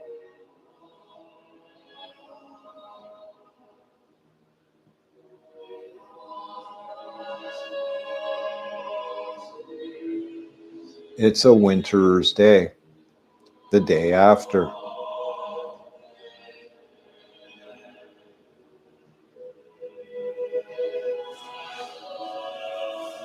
The clouds in the sky, the winds are out of the north and west. They've calmed down. They were gusting up to 50 miles an hour. They were gusting up to 80 kilometers an hour, depending where you were. In some places, in Kingston, I think they were gusting over 100 kilometers an hour. They had to close the highway 401 between Quinte and Gananoque, I believe. Not sure how far, Prescott or something like that, to get to, Quinte to Gan, I think was the place that was closed. There were so many cars on the side of the road. They'd pulled over. They couldn't see visibility, ditches, jackknife, 18-wheelers. Even a train got derailed. Via Rail Canada canceled all their train service between the Windsor Quebec corridor, or Toronto Windsor. I can't remember. No, it was Ottawa Windsor, or Ottawa something corridor was closed because of the weather. I think that's where the train derailment took place. Hard to imagine. How does a train get derailed in a snowstorm? Really? Does that even make sense? Because the picture they showed from Via Rail was a tree on top of the train. So in my mind, I'm trying to imagine if the train ran over a tree that had toppled along the tracks, maybe that's possible. I thought they had engineered the train to push stuff off the tracks when it passes. I can't tell you. I don't know. I wasn't there. The image shows the tree on top of the train. So what if the tree fell on the train as the train was passing by? And then possibly, I'm guessing, it got stuck. It got wedged between two cars, kind of got jammed in there, and the train got kind of twisted. Maybe the weight of the strength that the tree, I don't know. Like, I can't imagine if a moving train and a tree was snagged, a falling tree got snagged between two cars.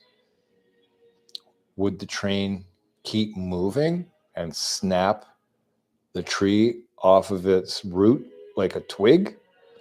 Or does the tree stay connected to the root and the train gets wedged off the tracks, jarred off the tracks with the tree wedged in between the cars like that? It just jostles it off the track and just comes to an abrupt stop. I can't believe that a moving passenger train could have, a tree would have that much of an impact on that train in that fashion. I just find that hard to believe. Maybe a freight train is a different story because there's a lot more weight on the tracks. But a passenger train, those passenger trains, okay, they're lighter vehicles. Maybe, possibly. Is that possible? I'm going to say maybe. But likely, oh my God. Must have been a big tree.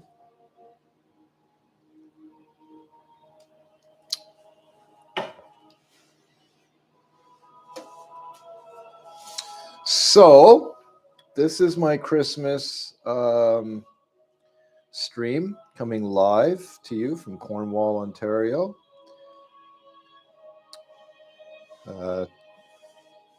2022 of the CEE, C Common, CE, yeah, so Common Era 2022. It's no longer AD, after dead.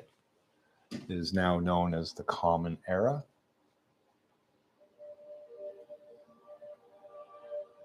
Or BCE, before Common Era, BCE. That's the other one.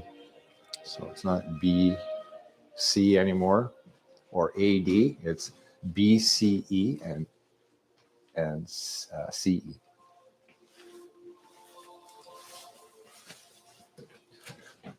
Well, what have we got here? I am getting hungered. Should be eating this stuff. Food that I had purchased for, yeah, that's pub food, all right.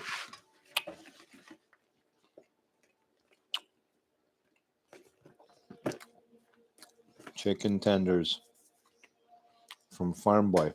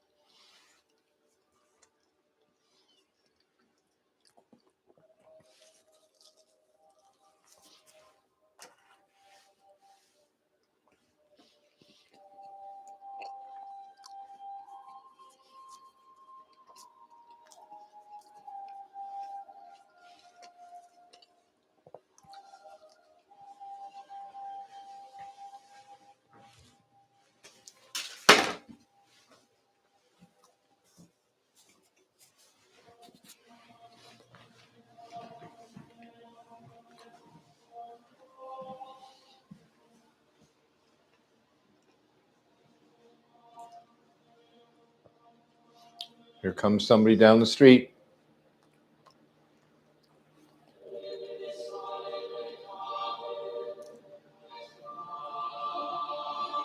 I should go for a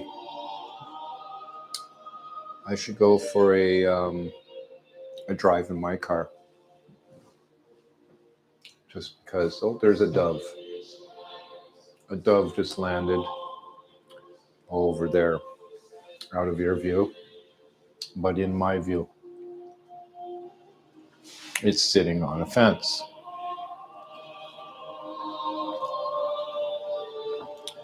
It looks like a pigeon, but it's a dove.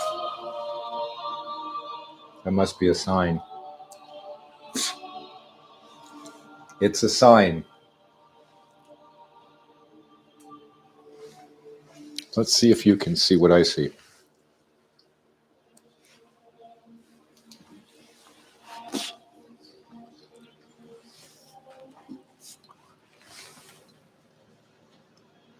Neighbor's yard. So hard to see it.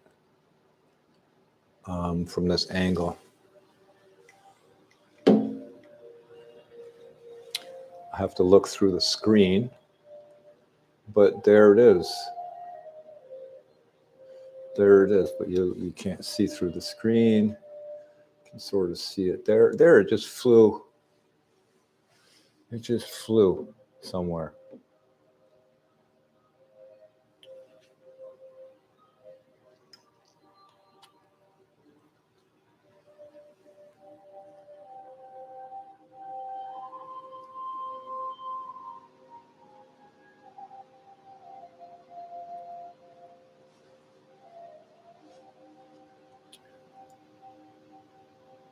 Temperature outside. Neighbor shed.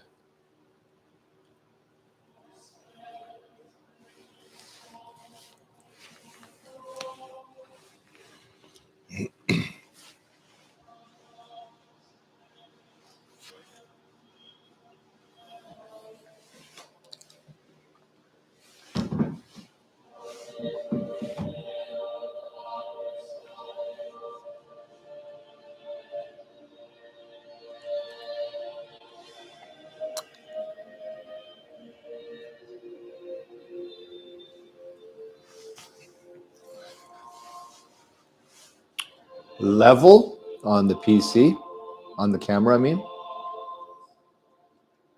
But it doesn't look level on the wall right here. But on the camera is perfectly horizontal, level like that.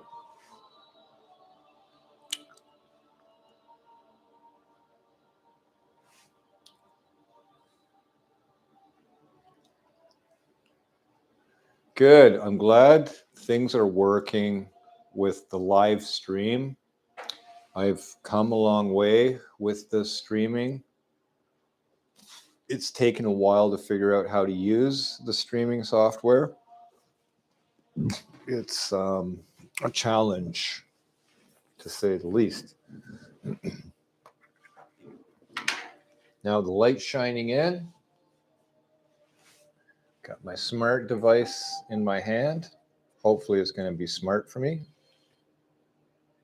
And what I want to do is look at, or for, my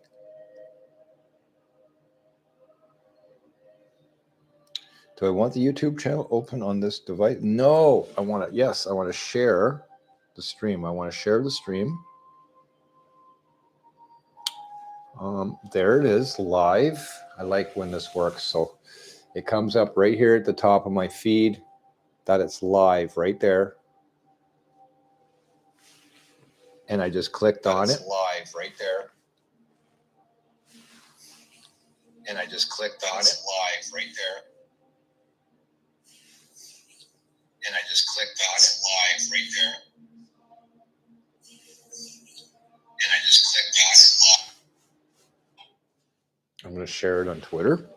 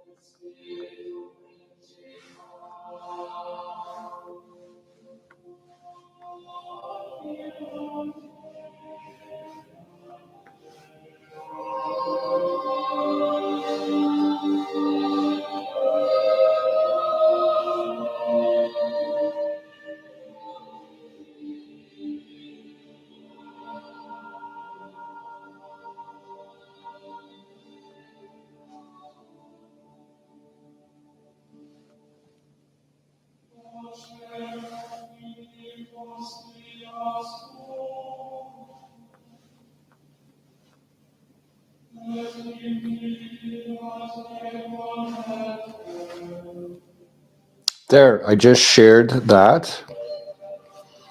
I see my cover photo is very small and you cannot read any of it.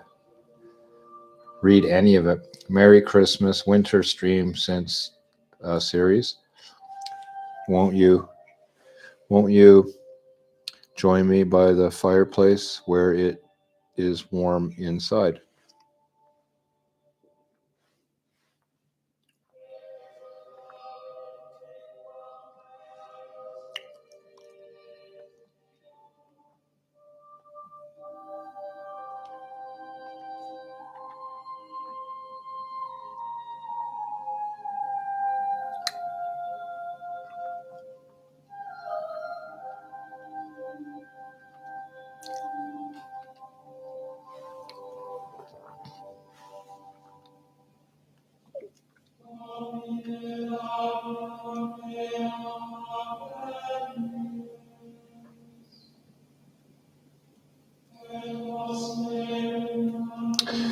Testing 1, 2, 3. Testing 1, 2, 3. Just sent out a couple of. I got a Christmas card from the neighbors after I shoveled their driveway. I didn't expect this. Homeward bound for Christmas. Nice card. That's a nice little card they gave me. Joel, wishing you a Merry Christmas, Happy New Year, all the best this holiday season. Laura, Justin, Brennan. Laura, Jesse, and Brennan. Thank you, guys. Thank you very much. I appreciate that. Merry Christmas. Merry Christmas. And I got a Christmas card, too, from another friend in Toronto, I believe. Scarborough. Yes, look. I got my Christmas card. Thank you. That's lovely. That's beautiful. Nice card. Nice Christmas wreath. Little town center Christmas tree. Love this stuff. That's nice. Thank you. Dearest Joel, embrace the beauty of the season. Wishing you a wonderful Christmas with family and friends and all a very happy new year. Thank you, Joel, for being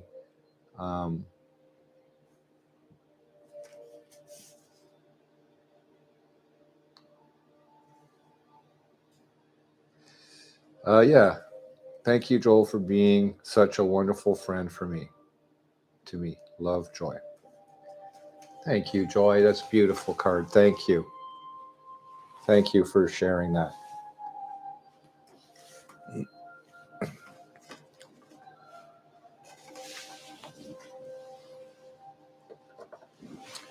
Merry Christmas. Merry Christmas. Merry Christmas.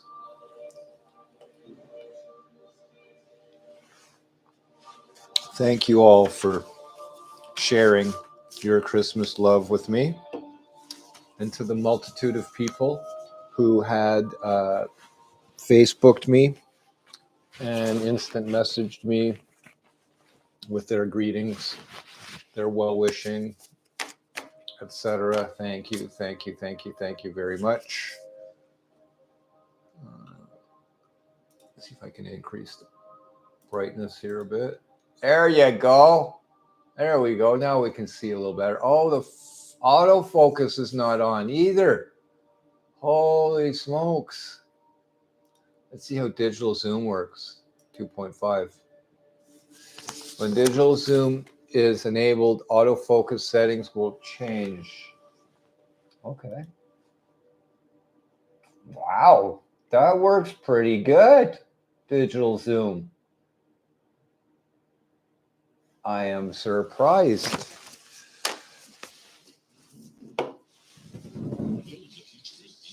That means I can zoom out with the camera. Oh, I am zoomed out. Huh. Whoa. Okay, well, let's just make this a little bit less.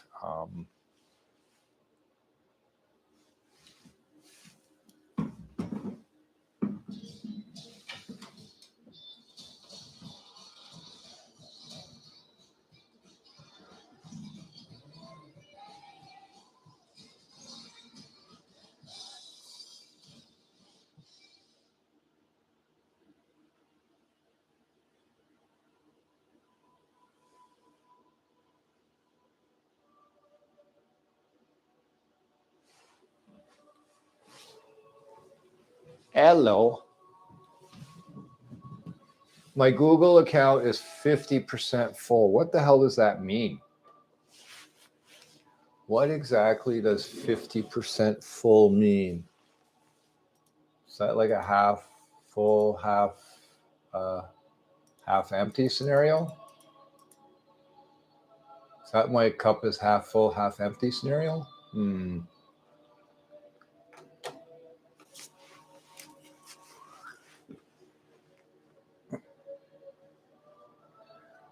I like this choral music. It's just, again, I'm not sure if this was what I was looking at.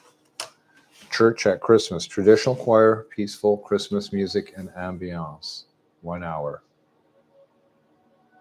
Palestria choir music, beautiful choral. 6 hours. Handel's Messiah.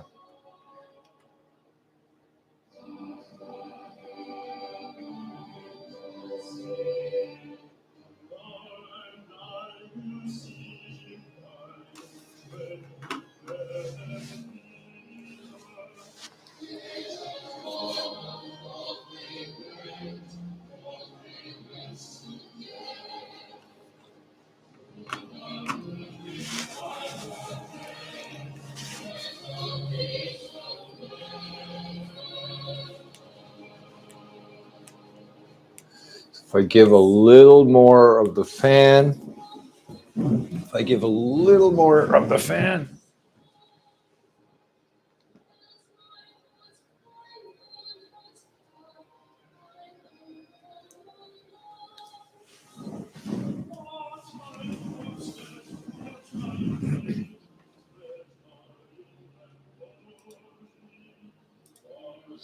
little washed out there. There we go. Some good contrast.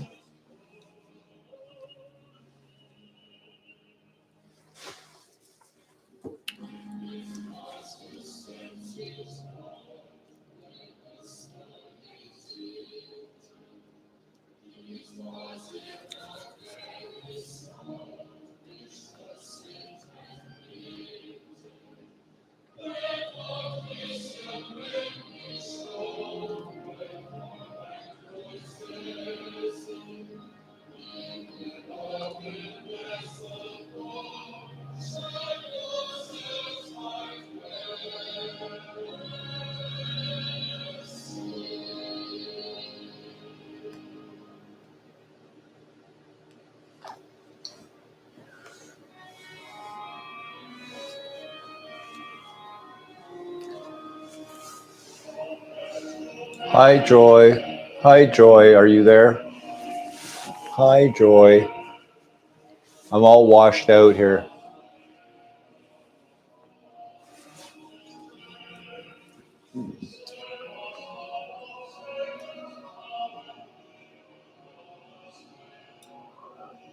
Oh, excuse me.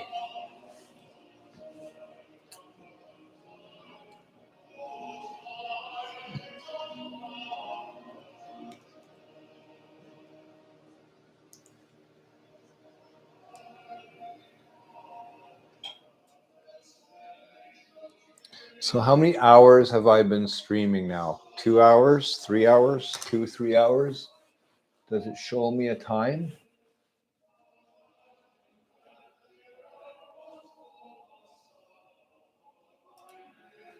Dashboard.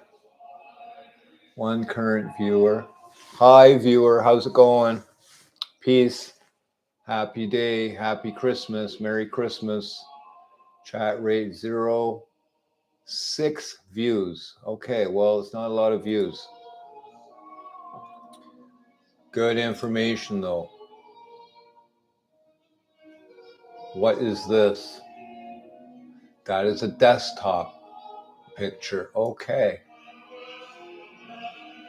How's it going? Glad you could join me for my live stream on this winter's Christmas day in Cornwall, Ontario. Thanks for joining me.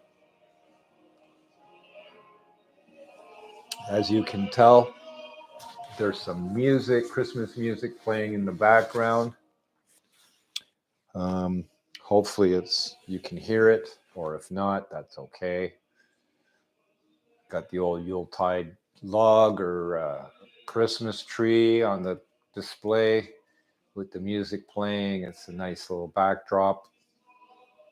I'm doing a live stream on Christmas Day after a snowstorm. Nothing to do, nowhere to go.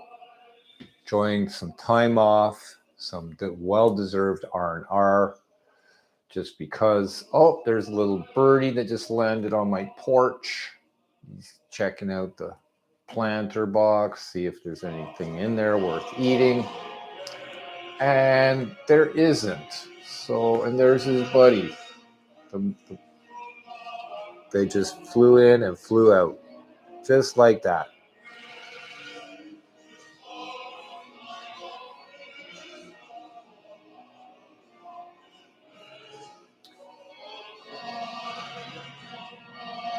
Foraging. Is Joy making up her Christmas dinner today? That's distortion on the audio of this Christmas music playlist on YouTube that I'm streaming, that I'm playing, not streaming, but just playing on the YouTube platform. But I like the Christmas music. The choral music is nice. Yeah. It's pleasant.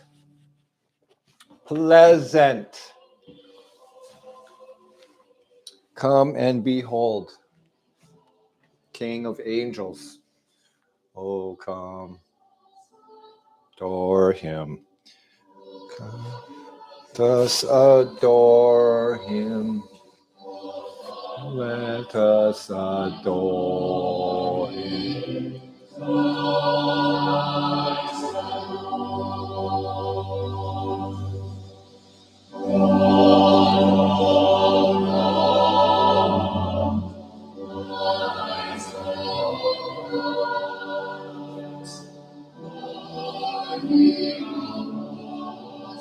Christmas.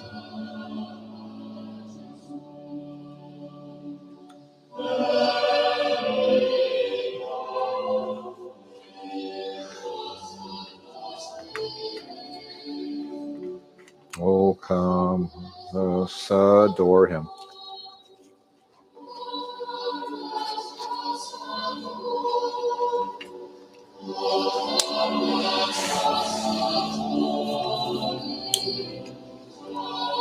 Christ the Lord.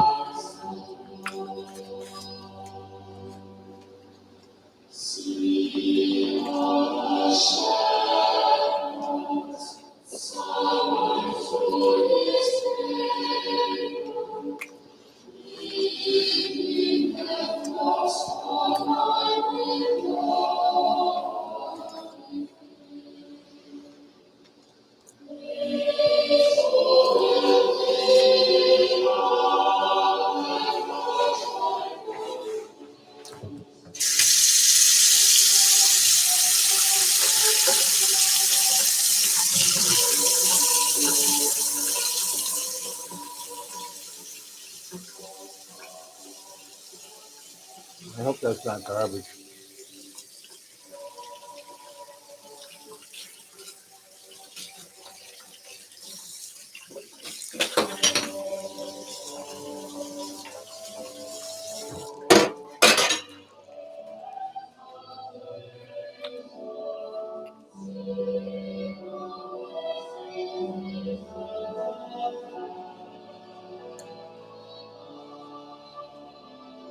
Let me see if I got this straight.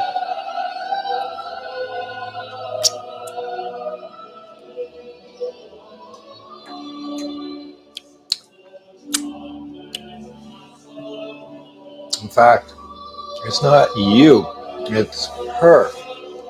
It's her that decides, not you.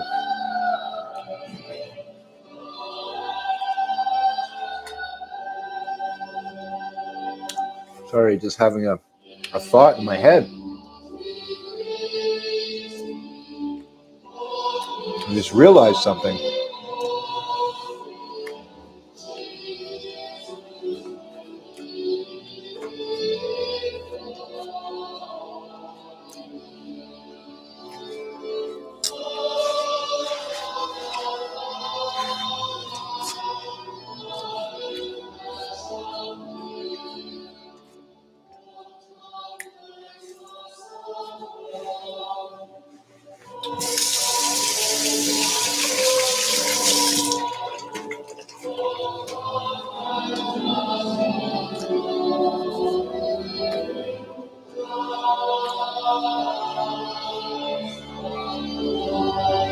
The Lord. Praise the Lord.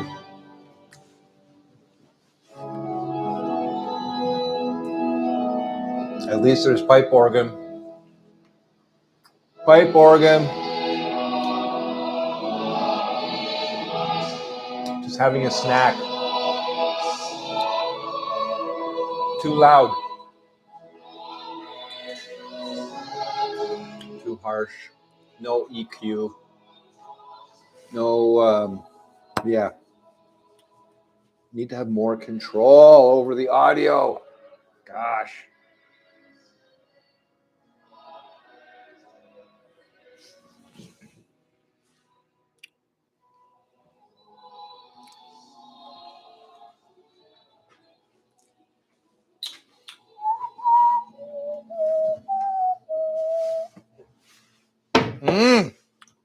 This is a Christmas treat too. This is a Christmas treat I didn't want to show anybody.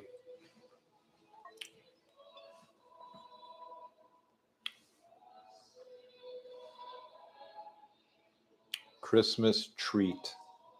Okay, why? Hold on. Okay, the autofocus. Okay. Let's get out of the Zoom. Hey, I'm back.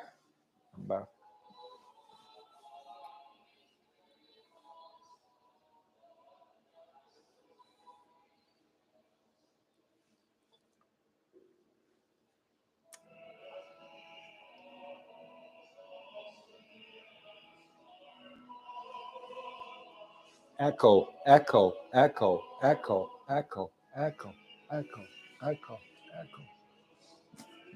Pardon me, mate. Pardon me, mate. Pardon me, mate.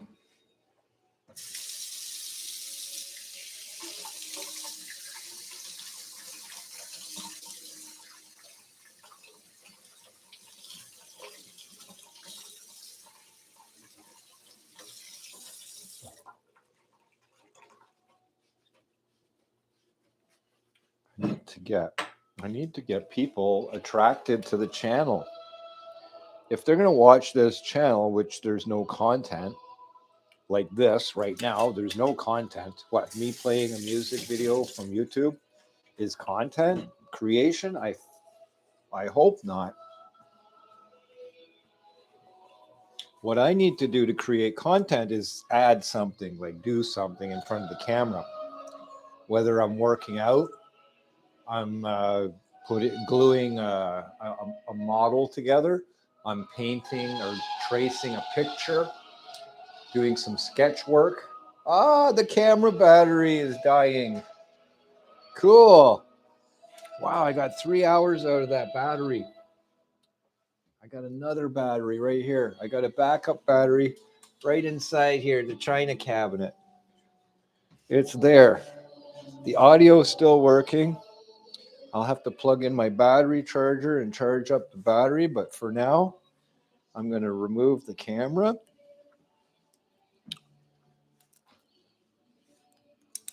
Change out the battery. Just like this. 1, 2, 3.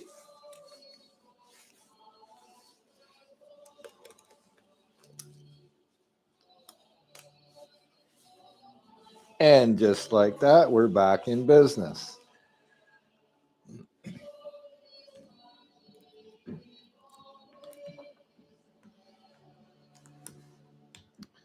The challenges. Oh, you are challenging me. I like that though. It makes me strong and irresistible. It makes me strong and irresistible. Battery, empty. This is the original battery that comes with the Fujifilm camera. I'm going to plug it in over there by my battery charger, by the subwoofer.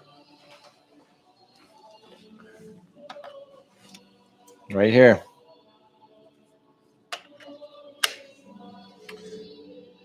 Oh, it still showed 10% battery. I usually let the batteries go to zero. I usually let the battery go to zero before I decide to change it.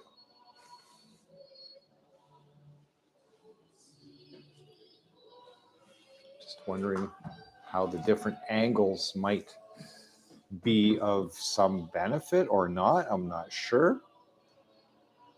Wow, it's a wide angle, eh? It seems like a wide angle, like wide, like that. Okay, focus is on.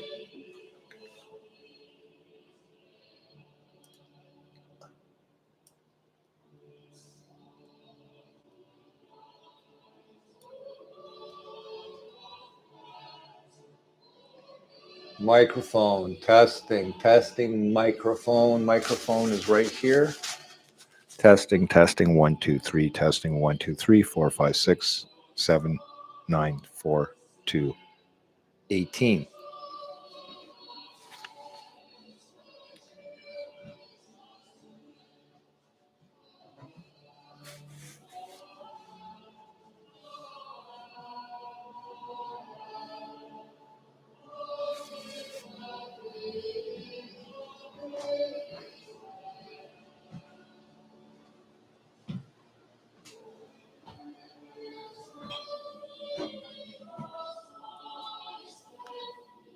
Winter stream, Christmas 2022, Christmas.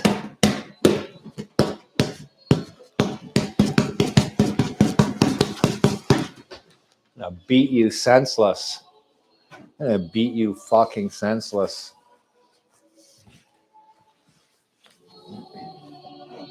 Noel, Noel, Noel, Noel, Noel.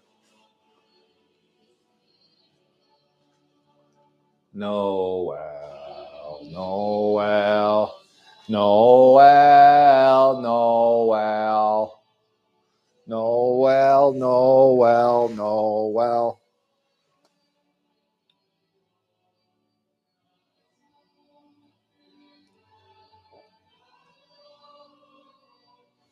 Interesting. Now the display on the Fuji camera, the flippy screen, is not on, whereas before it was on. Weird.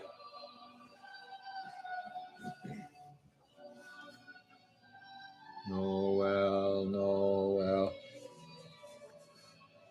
King of Israel.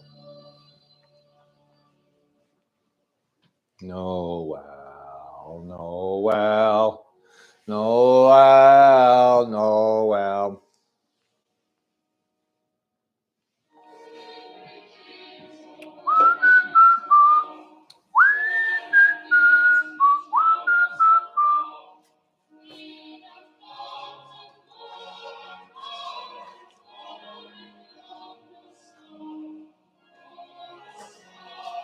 Wonder star of bright, star of royal beauty bright.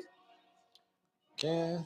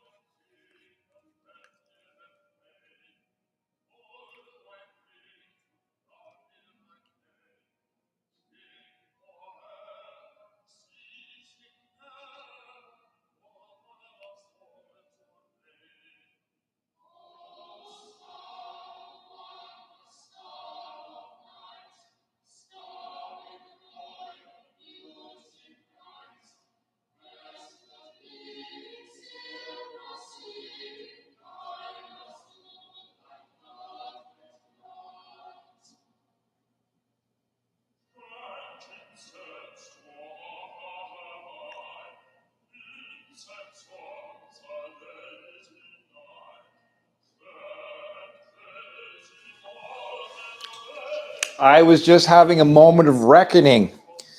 I was thinking about this music, and I was thinking about a time period in my life when the music reflected, it seems like, a lifestyle choice. So, what do I mean?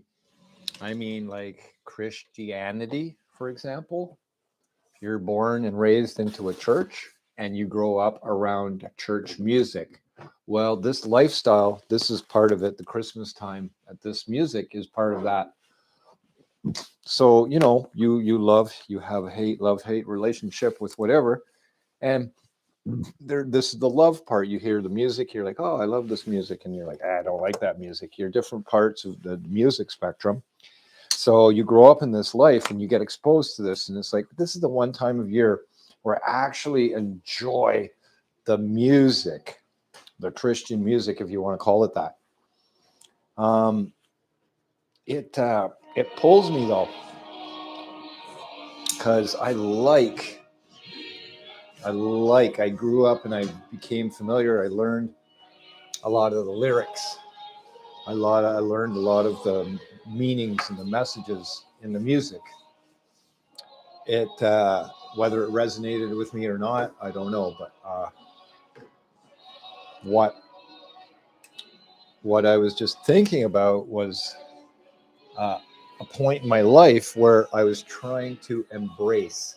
So I was like an adolescent. I was a teen. I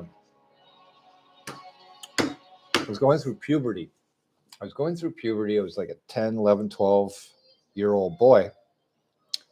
And I tried to embrace the Christian lifestyle. I thought there was something I had to do to be born again, to give my life over to Christ, Christmas, Christ birth, give my life over to be able to receive whatever it is that they're giving, Christians are giving. I don't know if they were giving anything, love, peace, happiness, positive messages, all that good stuff. Sounds good. A lot of trauma, a lot of history, a lot of nasty history in the Christian realm. So I was just thinking back to my time at my life, 12-year-old boy, thinking I needed to give my life to Christ. I tried to. I'm like, please forgive me all my sins. I'll be a good boy from now on, and show me the way. And it's like nothing happened, And then you go to church, you sing the book, you read the Bible, you do all those things, Sunday school, all that shit, and nothing happened. Nothing was happening. I didn't understand. Well, time went on and I got older. I got educated. I got wiser, smarter than your average bear. And I'm like, okay, there's not a whole heck of a lot to this Christianity stuff. And it's all a state of mind, a state of being. It's a lifestyle choice. And to each their own. If they pick and choose and decide that that's something that's meaningful, important to them, then great. But under no circumstances should it be forced upon people to make that decision, especially at that tender age of in their developmental years of their life. You don't shove down their throat Christian, God, religion. You don't shove that shit down a child's throat. You know what? I was already influenced enough just by listening to the music. I was like, yeah, that's nice music. I like that. But when you started to shove that shit down my throat, I was like, no more. Turn that shit off. Garbage. Don't want to expose myself to any of that stuff. And that's exactly what happened. And I got turned off like that. On off switch. Click on, click off. I was clicked off. The fuse blew. They didn't have any replacement fuses. I was like, that's okay. Don't fix it. Don't fix it. It ain't broke. But anyways, I'm glad I had that experience because it really showed me a lot of things.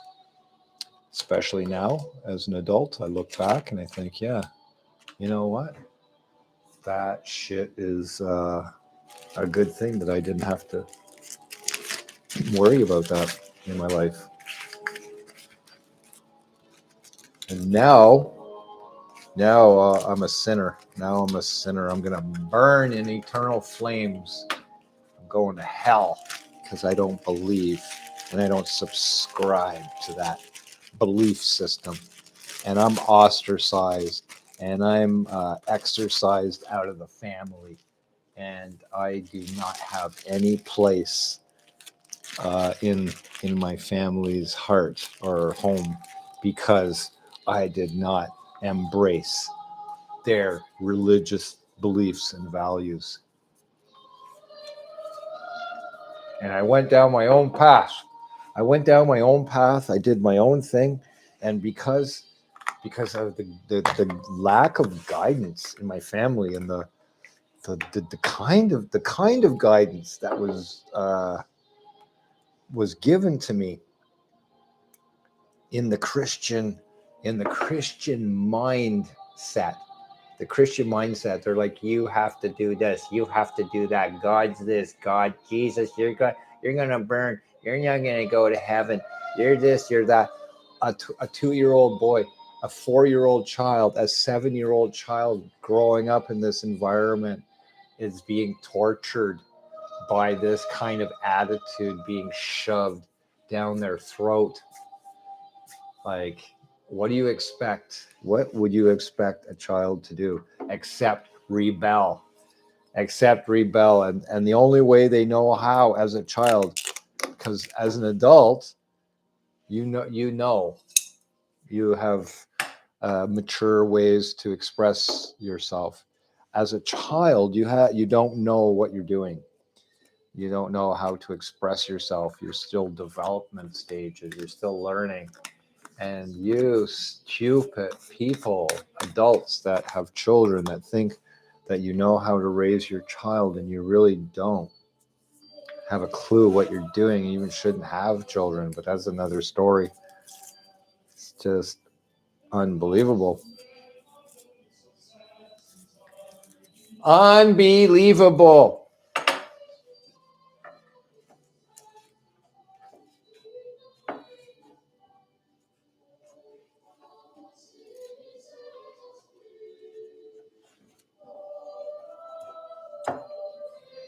I can't stand being here in this fucking.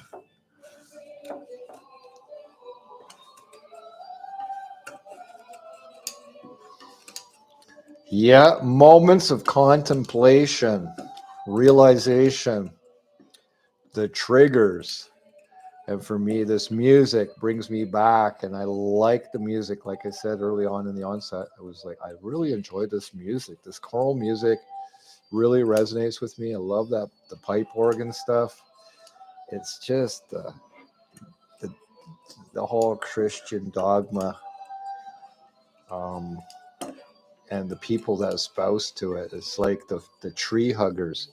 It's like the climate deniers. It's the not the climate deniers, but the climate activists, the tree huggers, the protesters who think that, oh, we just have to do things like this.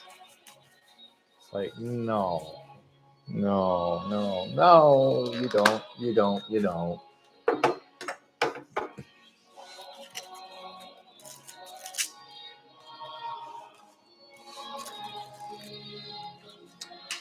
Shoo.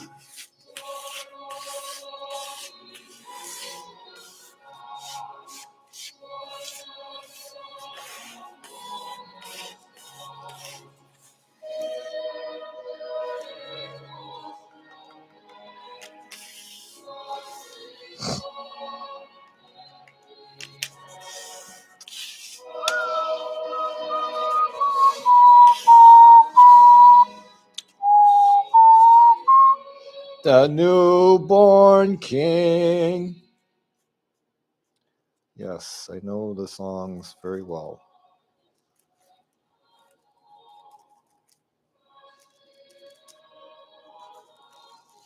Do I know all the chorus or the verses? No. That would require a lot more memorization.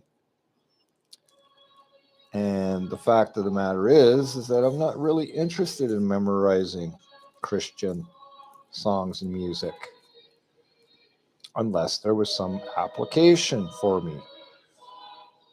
And I'm like, well, I'm not in the church. I'm not a choir boy. I'm not a musician in the church. What are the applications for me to know this music, or why should I listen to it, or be exposed myself to it, etc.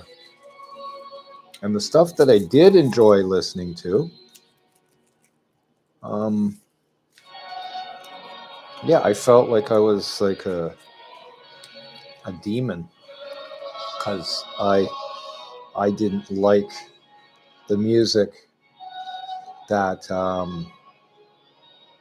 but I liked the music that I liked, but I didn't like their music. And they thought my music was evil. Which, in some cases I don't disagree with them. It wasn't very good music. It was actually shitty music from shitty bands that I don't even listen to today. And I'm like, yeah, if you want to call them demons, go ahead. They're not demons per se, but whatever. That is totally distorted.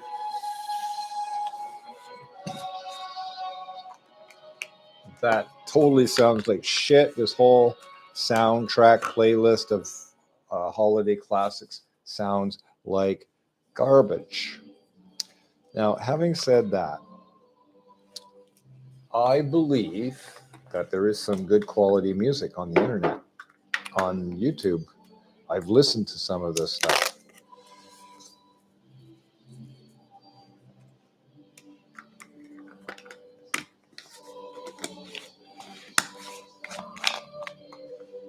Even this song here sounds like shit.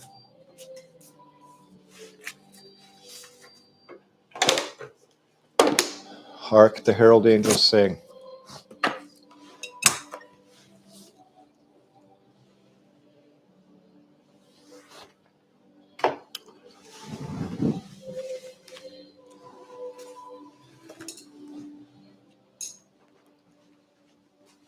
Alleluia. Alleluia. Alleluia all the time. All the time. All the time.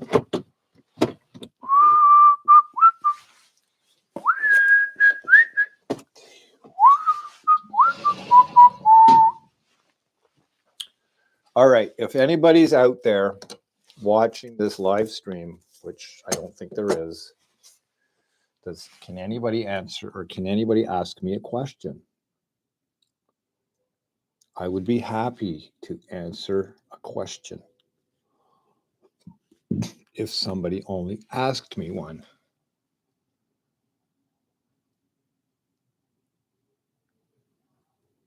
The crows, the birds are out. Somebody's already put their garbage out on the street, which I get it. It's Christmas Eve, Christmas Day, and they got their garbage out on the street. They've gone for the day, maybe gone to visit family and friends in another location, another locale, and they drove away. Garbage Day is not Monday this day. Holiday is Boxing Day is Monday. There is no garbage pickup until, I believe, there's no garbage pickup, I believe, until Tuesday. That's the day after Boxing Day. Okay, layered up. So this layer right here, this is my base layer. It's a vest. Helly Hansen, synthetic. Polyester, nylon, don't know. Second layer, Helly Hansen, Under Armour, compression, 3.0. It's a winter weight polyester fleece. My third layer is a Carhartt cotton-based hoodie that I'm wearing. And then I've got my Columbia vest with the reflective, heat reflective material inside. also synthetic.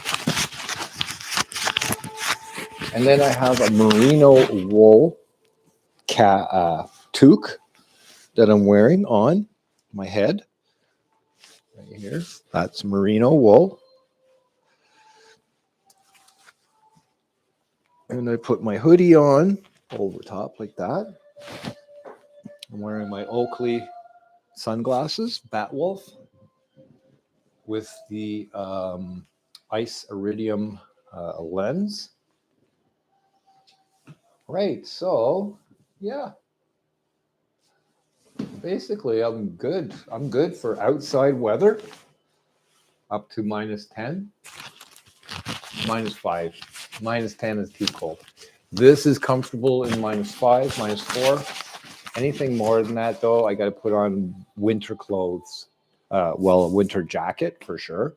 An extra layer down below.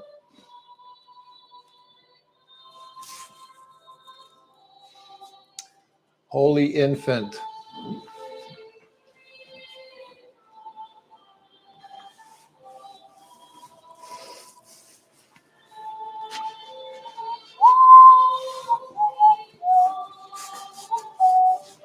Alleluia.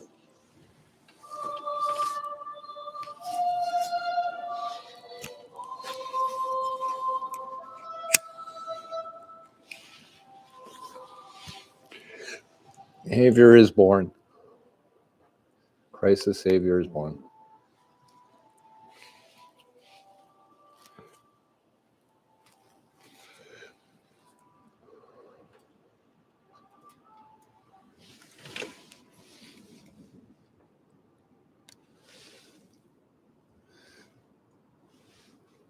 It's cool-ish. Cool.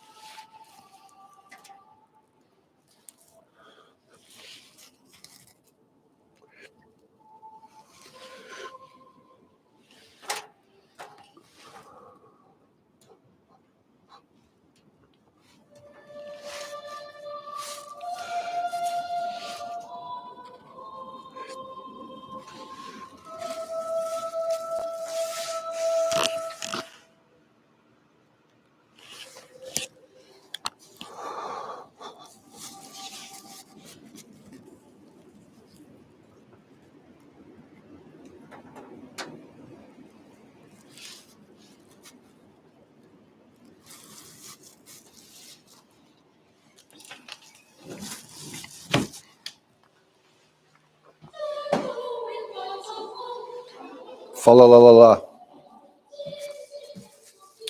Fa la la la la. Have to walk around the wires.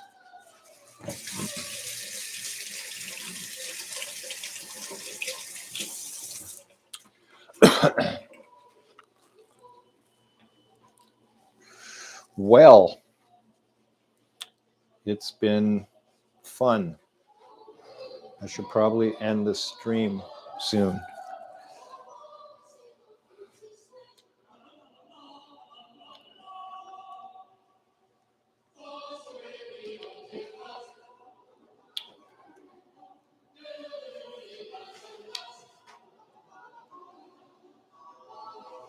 La la la la la la la la la la la la la la.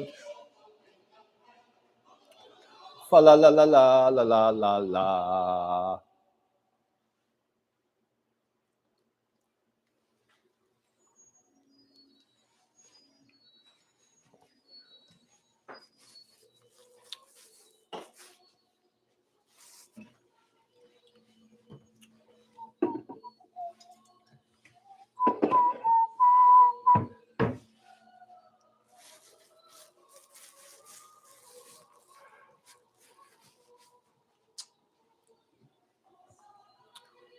Well, $60 for the 1.14.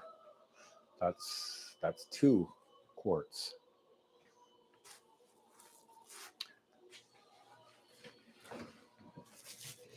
Just noticed something the other day on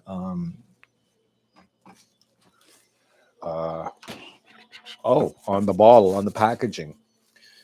So when you go to the liquor store, Coca-Cola. This is not liquor, by the way. Coca-Cola.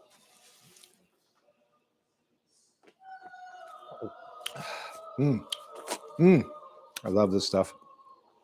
Unfortunately, it has 39 grams of sugar in this can, in this serving. 39 grams of sugar. 39 grams of sugar. That's a lot of sugar. I try not to drink a full can. Half a can. 2/3. I try not to drink a whole can. But on some days when I'm like hankering for some, I don't know what it is. It seems like it's like a heroin addiction or something. It's like I get this urge to have Coca-Cola in particular, not Pepsi. But I'll have this Coca-Cola craving. And I'll say to myself, I'm going to go get a Coca-Cola. But it has to be ice cold. And on a hot day, a nice cold beverage sure is satisfying. And I could chug down a whole can in one gulp under the right conditions of that Coca-Cola and get that full effect of that 39 grams of sugar. Ouch. Not good. Not healthy. Don't recommend it. My stomach. My guts. Not to mention the side effects, the hyperactivity as a result of that sugar jolt to your system.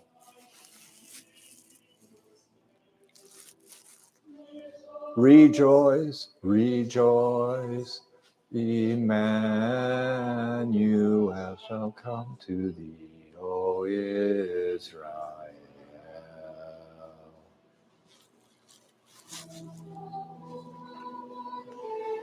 Classic.